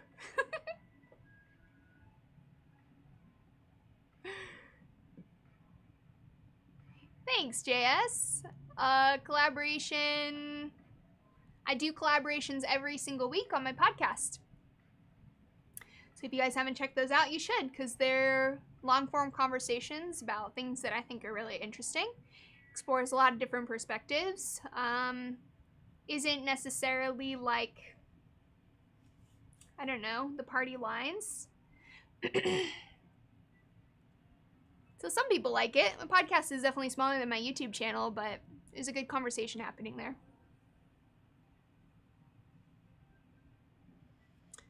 It's tiresome to see yourself depicted as emotionless and sex-obsessed. Yeah, that's fair. Hi, Daniel. What's up?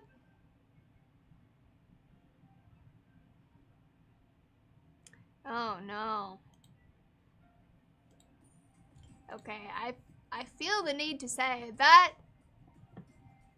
serial spammers cannot stand. Ugh.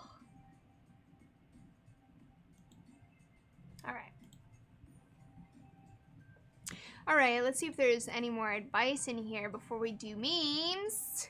You guys sent a ton of memes. I didn't actually put them all in the slideshow because I was like, we'd be doing memes for 2 hours. At what point in my life should I not feel I deserve a gorgeous girlfriend versus a smart, nice, considerate gal?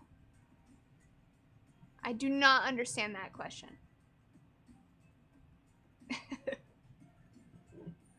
Are you saying that you are prioritizing someone's looks above their intelligence and personality? Because in that case, you're on a path to sadness.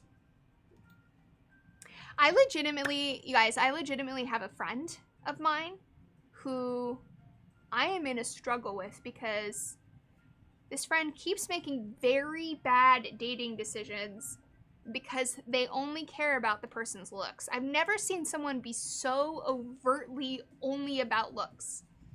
And this person is a very thoughtful and intelligent person, but really only puts looks first. And I've had a really hard time getting through to them. Like, hello? I've known you for 10 years. You've had a string of constant relationship failures because you refuse to acknowledge any other aspect of a relationship. I don't know how they function. I'm just like constantly banging my head against the wall with this person, and it's frustrating. I'm trying to like separate myself and be like, their life, their choices. All I can do when they ask for advice is be honest. And that's it. I can't, I can't make them date better. Sure, they're not only going for looks, even if they are. They've been very upfront about the shallowness and are self-aware about it too. They're very self-aware about it. Acknowledge that, it's a little bit of a problem, but still do it, and don't try to like add any dimension to how they see the person. I have XMU. I've told them like many times, like every single time we go through a relationship and this happens, this is my feedback. This is, as your friend, as your good friend, this is what I see happening over and over again. Just can't hear it. I don't know. One of the things I've had to learn is that there are some people who are just going to make absolutely catastrophic relationship mistakes over and over and over again, and there's nothing that you can do about it, and you can't talk them out of it. If they don't have the self-awareness and they don't have the desire to have a better relationship, have better relationships or a better dating life, then that's it. That's like conversation ender, You can only lead a horse to water or something. It's true. Getting invested in self-destructive people is a painful thing to deal with. I know, it's true. It's true. But some of the people I love are kind of self-destructive. For me, it's been a process of figuring out how do I separate my investment in them having a good life from my relationship with them. Like, I can't get invested in their outcomes. Do you know what I mean? Because it just sets you up for sadness. Oh, I'm sorry, X. That's super tough. Watching parents deal with, yeah, no. Super tough.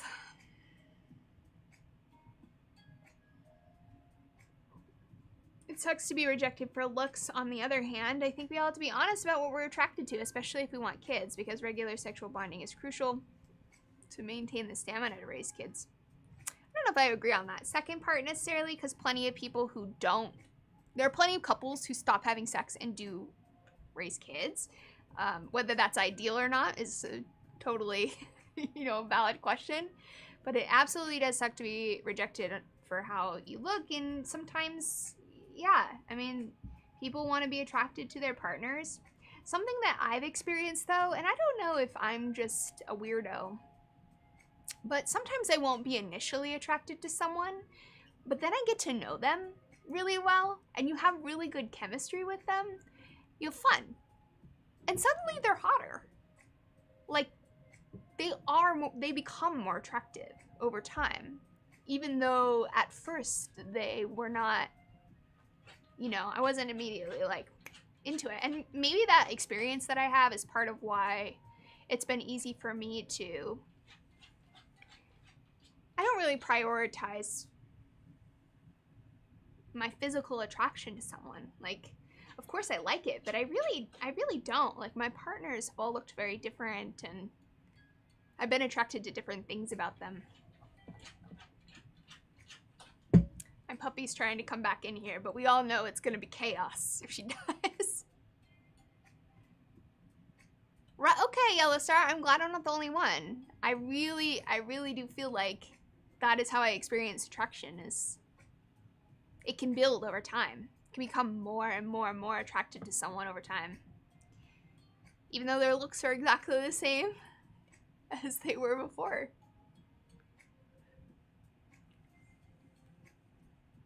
How do you stop yourself from feeling like you have no game? I would unpack what game means to you, Aaron. What is game? What does it mean to have game? Is it confidence?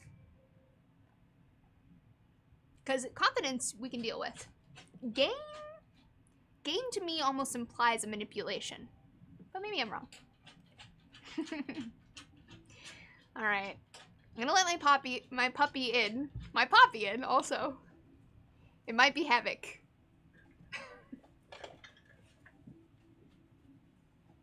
Poppy! Sweet girl. Are you a baby? Come here. Say hi.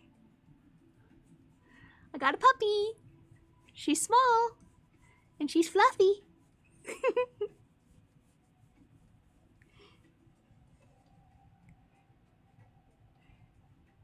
Game is manipulation. I mean, it depends on how the person's using it, but to me, game could imply confidence. It could also imply like some manipulative, like pickup artist stuff. Doesn't game refer to the social rituals involved in meeting and attractive people? I'm not sure. Maybe. I clearly do not have game. She looks kind of big on camera, but in real life she's quite small. She's like 13 pounds.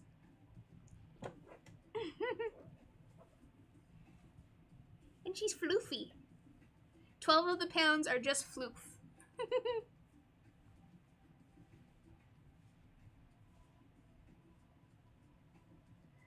Okay.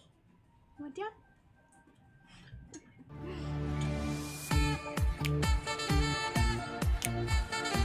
Thank you for the subscription card. Poppy was excited about the music. That was so cute. She was like, thank you so much, Invisible Car. I appreciate you.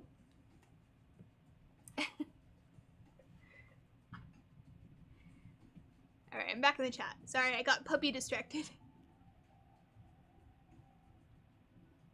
She's a miniature poodle. Poppy! It's okay. Don't worry. It's okay, Poppy. Thank you for the bits, Serenity. Come on, Pop. I gotta take her out. She's crazy. Come on. Come on. Here you go. I think there's someone at the door. She likes to bark at the mailman or whatever. Game is not manipulation. It's learning to interact with women in a way that causes them to be attracted to you. But rarely is it the case to lie or misrepresent yourself to them. It is encouraged among good PUAs to only have sex with women that are extremely enthusiastic with you.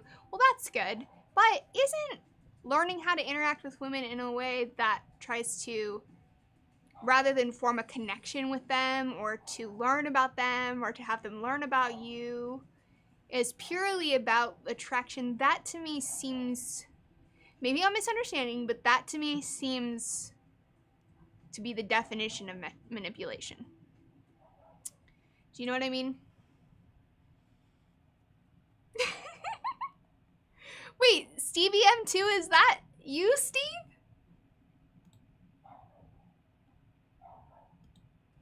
Only Steve speaks of my estrangement from the canine community because I was attacked by a dog when I was younger. And for a long time I didn't like dogs. That's Steve knowledge right there. Oh, hi Steve. I just realized you texted me. Oh no. Oh no, what was that?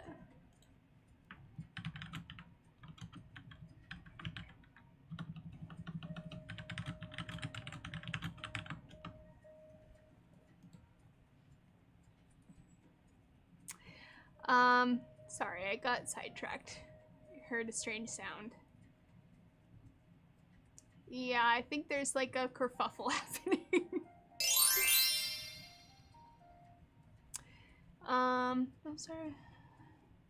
Yeah, Rado, I think that's kind of why it strikes me as a little bit manipulative, because you want to be authentic with someone when you're first meeting them. Thanks for the bits, Invisible.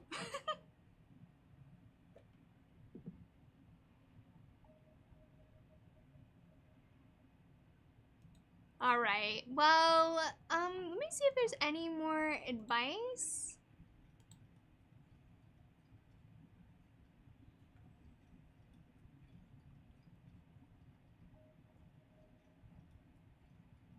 There's some advice that's just really long, and I just feel like it's so long, it's a lot.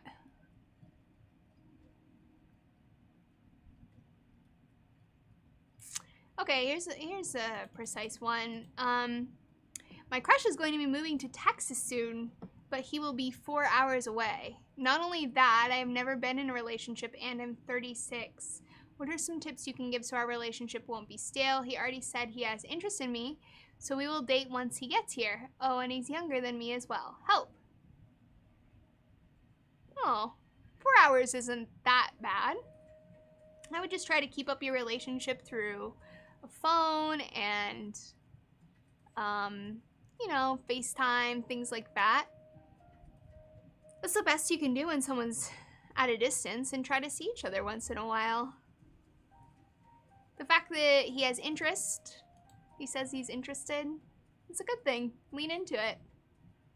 You can flirt over text.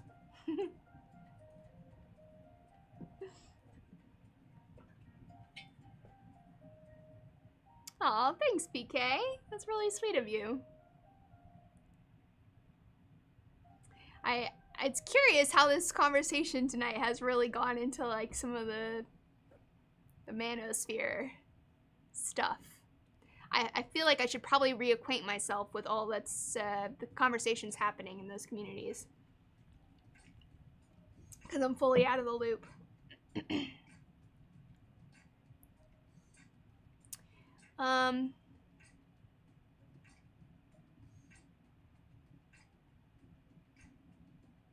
There was a comment in here, but I missed it. Sorry, guys. All right, well, let's do a little meme review from the memes you guys sent me. Boom! Please work. Yay! It worked! Nothing else has worked today. My luck. All right, what is this? I gotta make this bigger. 'Cause I am blind. 9,000 steps. Jeez, walking a lot.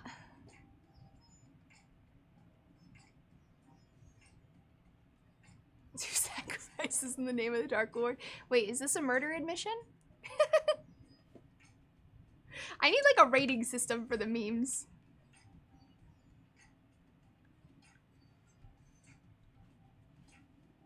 Oh, that's cute. This is like literally me writing a book about clitorises. Toad and all.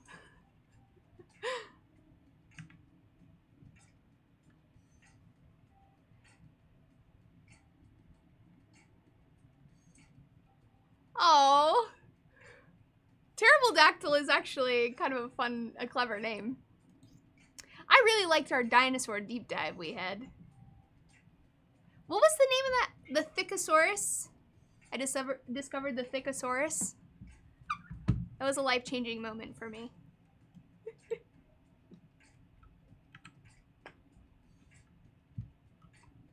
Oh no!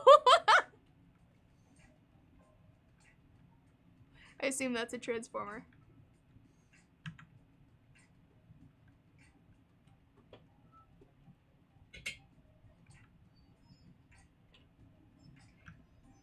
This is so wholesome. You guys are so wholesome.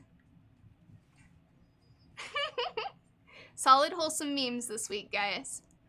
Beside the whole wanting to murder people memes.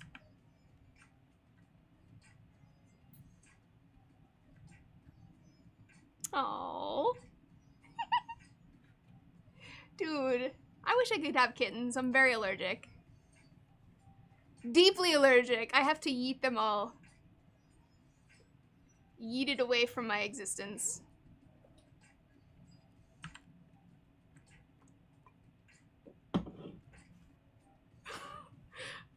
Oh my god, this is actually very accurate as someone who listens to country music. No, it's not just I like beer and trucks. It's I want my lady to be the perfect little wifey for me. I'm gonna treat her like a little lady. It's always about their little ladies.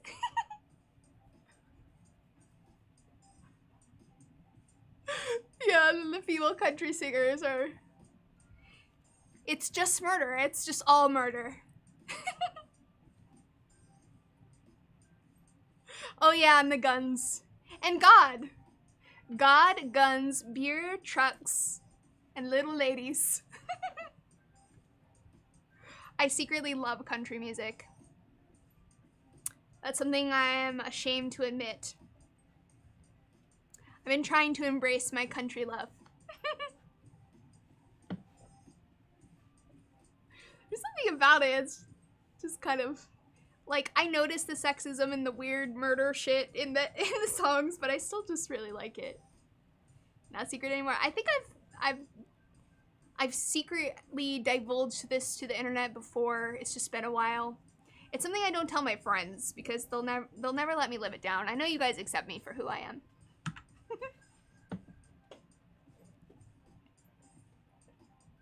Oh my god. Who is masturbating into the ocean? I've never masturbated into the ocean. Who is doing this? I like how someone went to all the hassle to show the ocean rising. Florida man did it.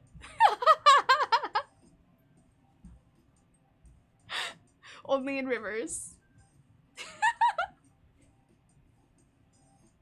I hate dumb memes like this. By hate, I mean I love them. It's so fucking dumb.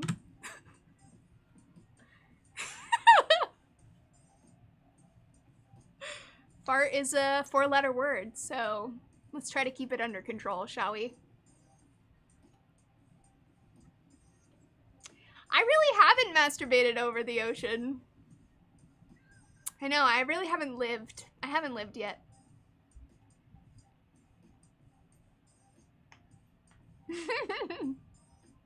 I'm sure my friends would say it was affectionate teasing as well, Emery.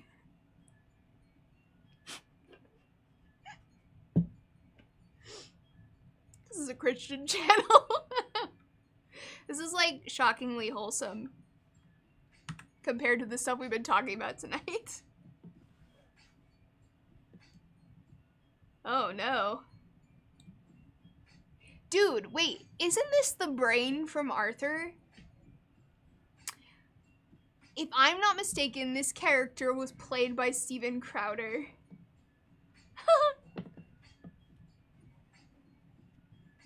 Fun facts about Steven Crowder. I know, isn't that funny? Yeah, Steven Crowder played the brain on Arthur. Cracks me up. I can't see it without that. He basically looks like Steven Crowder, right? Wait, what's happening here? Oh no. Oh no.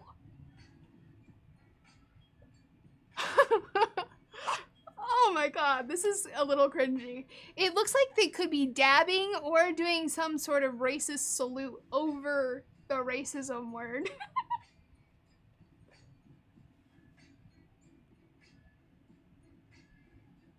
One of my least favorite types of memes is cringe tattoos because I actually feel really bad for them. Yikes. That's a yikes.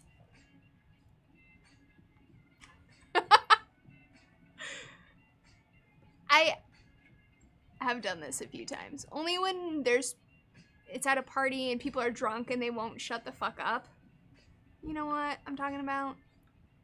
Wow, that's so crazy. You've told me this story 6 times now. So crazy. I don't have any tattoos, Hans. I blame it on my Mormon upbringing. I just like can't bring myself to get a tattoo. I'm like, I am a child of God. I can't do that. I like tattoos though. And I've seen some cool tattoos in my day. I've done that too much. When you can't hear them and you're like, what? At some point, after you've said what like 3 times, you don't get any more tries. Do you know what I mean? You just gotta accept your fate and move on.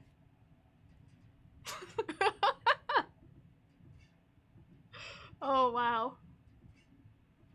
I'm so excited for all the freedom that's gonna happen this weekend. 4th of July, baby. In LA, people set off fireworks for like a whole month before 4th of July. They also set off fireworks every time the Dodgers win a game. It's basically 4th of July year round here.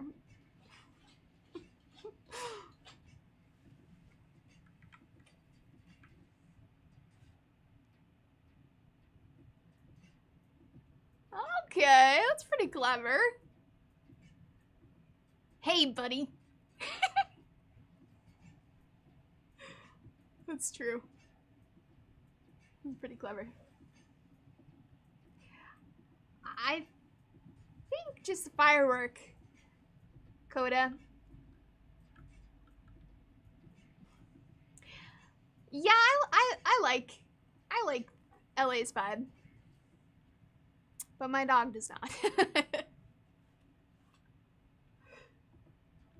The fireworks on the 4th are the gender reveal parties. Dude, there was a huge gender reveal party fire, like a wildfire last year, that burned like a ton of land. Fucking idiots.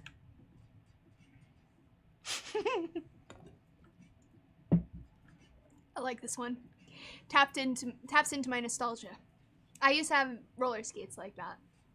They were very hard to actually move in, and I'm pretty sure if you moved the wrong way for even like a quarter of a second, you would be flat on your face. But I still felt so powerful when I wore them. Was it a girl? I don't even know. Imagine learning as like a child or a teenager that your parents' gender reveal party burned half of California down.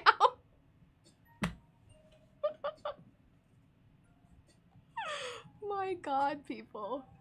That's so ridiculous.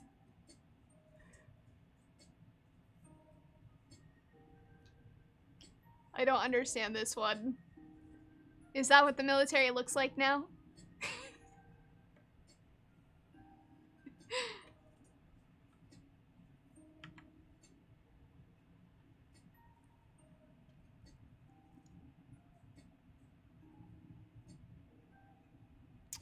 Oh, that is a little bit of wisdom. I'm not sure it's the wisest thing I've ever heard. But yes, when you gossip about people and are an absolute fucking asshole, indeed, it can have consequences in your life. I feel like the internet has encouraged us to indulge gossip, to indulge, like, tabloids. Like, we know when you see the National Enquirer, it's full of shit, but yet we watch all these tea spill channels on, or I don't watch them, but people watch them as if there's any difference. It's the same thing. I love hearing about gossip. I'm just nosy. I mean, yeah, I think there's something intriguing about learning forbidden knowledge about people. I have a friend who is a horrible gossip. Like, gossips so much, and I do not know how to tell them could we tone it down? Because literally 90% of the conversations I have with this person are gossiping. Just talking shit. And not even necessarily like in a mean way. Just like sharing other people's business. I have read, when I did a podcast episode about gossip, and I read about how there are some evolutionary roots for gossip, that it was a way for people to preserve their safety, and, you know, people that gossiped, tribes that gossiped, women that gossiped amongst themselves, helped to keep people safe through the gossip. So it's possible that it's got like very strong social benefits in our evolutionary history. But I feel like these days it's not saving any lives, it's just ruining them. Yeah, it's a way to spread information. Yeah.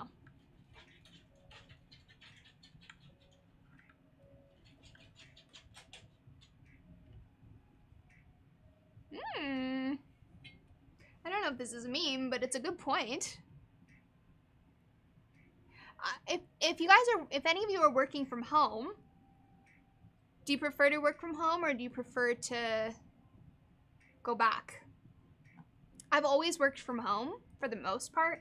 I had a couple of jobs that I had to go to an office for, but I feel like I'll have an experience that's largely removed from most people because I usually work at home. And so, you know, pandemic, there's nothing different. I prefer pretending to work from home.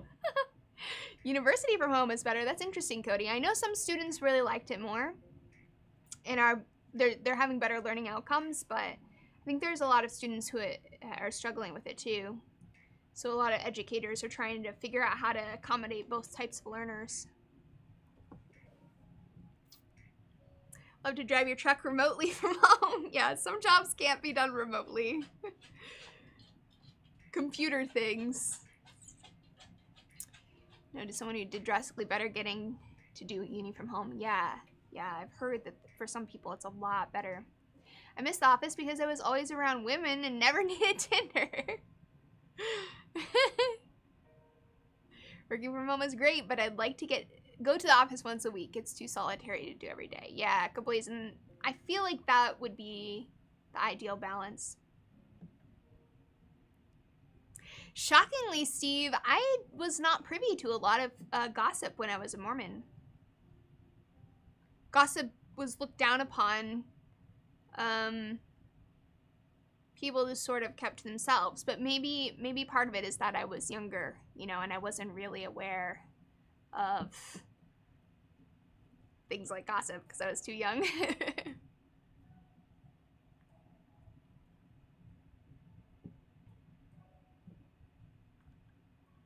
Oh, wow. Nope. That's awesome. I'm glad it worked out for you.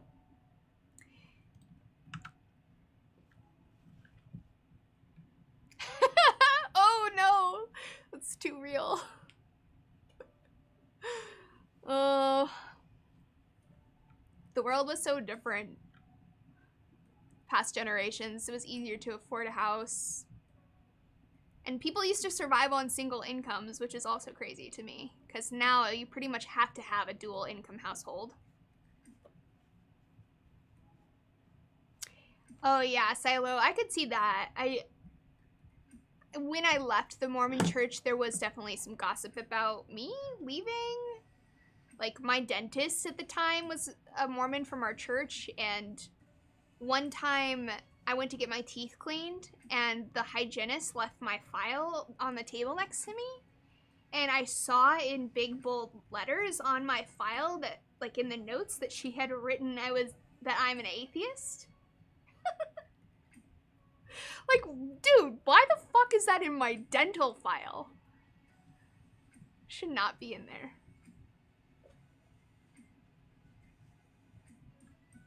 I know. It's so important to the health of my teeth, right? I have atheist teeth. Heretical teeth.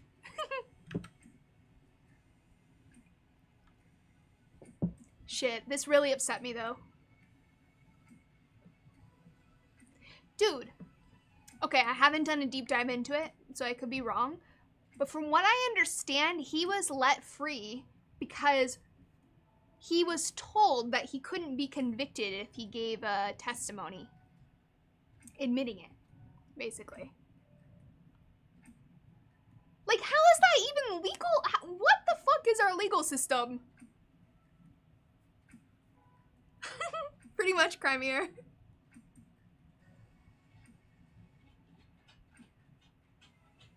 Tainted trial, he took a plea bargain.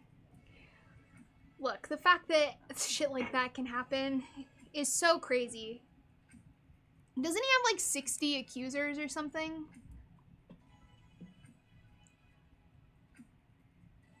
The prosecutor that made the deal. Right, okay, yeah, it was a prosecutor.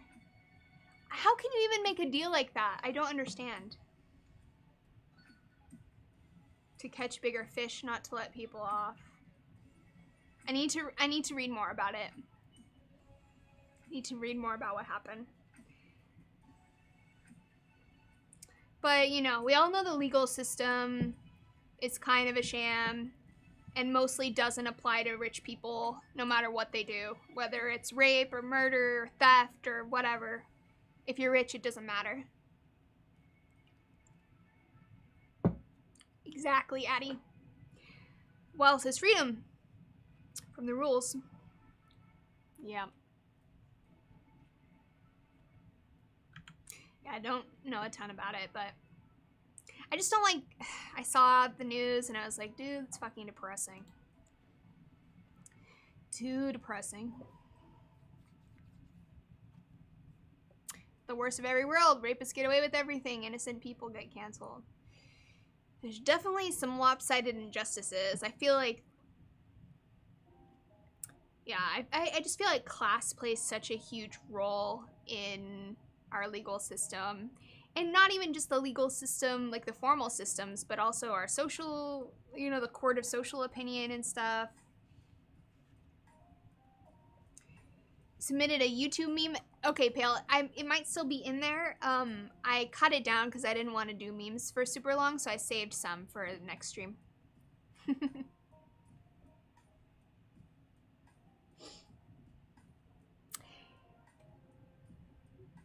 Yeah, pretty much. Yeah, the problem is that you can buy yourself a really good lawyer. You can skirt the system in any number of ways.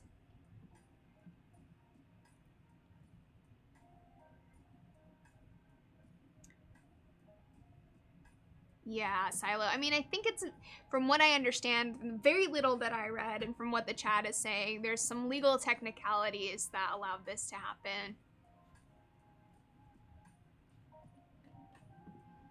Yeah. Kamome, yeah, there's a lot of, like, historical laws about race and segregation, Jim Crow being, you know, sort of the epitome, but not the end of it, that have so drastically shaped the world that we live in now. And because it was so long ago, a lot of these laws and rules, like redlining and all this, you know, they aren't obvious. And so people, you know, they don't see the origins of some of these problems. That's actually what critical race theory is about, is looking at how race and the law have intersected over time, but now it's like this big, I don't know, another culture war point. And maybe some of the people who are talking about critical race theory, maybe they have legitimate points to raise about the way that diversity trainings are being done or whatever. Maybe there's a debate to be had there. But critical race theory, like as in definition, is more about the laws. Specifically about the laws. Not about like diversity trainings and stuff. Although, you know, I'm sure there's a connection there. I just think it's kind of funny that like so much of the conversation doesn't talk about the laws at all. Like zero. No, I won't be making a video about critical race theory. It's too emotionally loaded. I'm trying to like not wade into culture wars too heavily. Honestly, I'm more interested these days in having conversations about sexuality and culture in a way that helps improve people's lives. I don't think that arguing about this kind of stuff that all the news media wants to talk about makes a big difference. Thank you, Jimmy! Thank you for the sub! I appreciate you. Yeah, I mean, I guess in some grand way, if we want to talk about, like, what makes people's lives better, of course, conversations about sexism, racism, homophobia, and stuff are important, and I'm not saying I don't want to talk about this stuff, but just that I feel like focusing on the individual is more interesting to me at this point, rather than culture as much. A, because there's so many people talking about culture that are a lot smarter than I am. And B, because I feel like this is something that sexuality, sex positivity, self-acceptance, unpacking some of these issues around sexuality is something that I am genuinely really interested in. And it's come from my life experience. Do you know what I mean?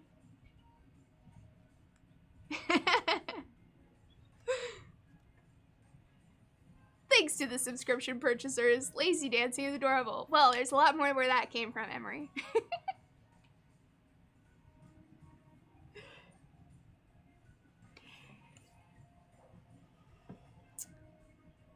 Oh, really, Ron? I didn't know that. That's interesting. CRT will have a legion of bodies behind it in years to come. Do you mean like supporters? The Smallville sex cult woman, are you talking about, is it Envita? Envixa? Some kind of sex cult that people were recently being prosecuted for.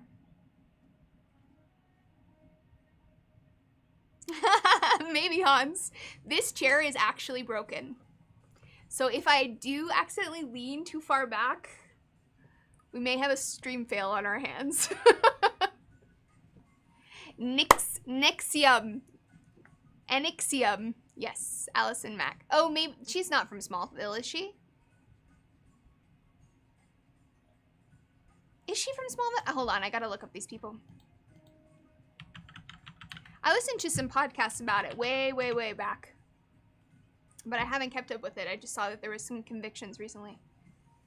Oh, I'm confusing her with a 90s star. Alex Mack. Isn't Alex Mack a show? Yeah, The Secret World of Alex Mack. I was like, she wasn't involved, was she? Yeah, Allison Mack. Yeah. It's a Smallville chick. Yeah, there's like a really weird sex ring cult that like slowly sucked people in and forced them to do a bunch of shit against their will. Oh, there's a documentary on HBO. Nice. I'll have to check that out. Don't tell Lazy Chat is all sex cult. No! No sex cults. We can't do that. Free thought only. Right, Alex Mack?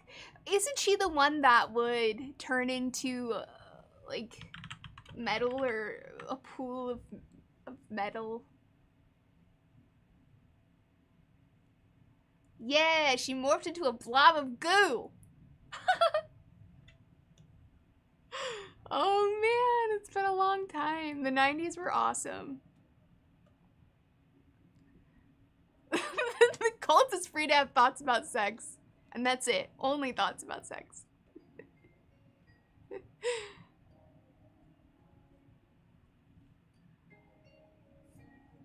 Oh, that's awesome, Kat. Thank you so much. I'm so glad you're having improved sex life. All right, my dears. Well, this has been really fun. If you have not yet, please listen to the episode that I did recently on Indirect Message with David Lay. We talked about sex addiction, and I'm not sure. I've been thinking about the episode and not sure if like 100% agree with everything he was saying there, but it's really thought-provoking.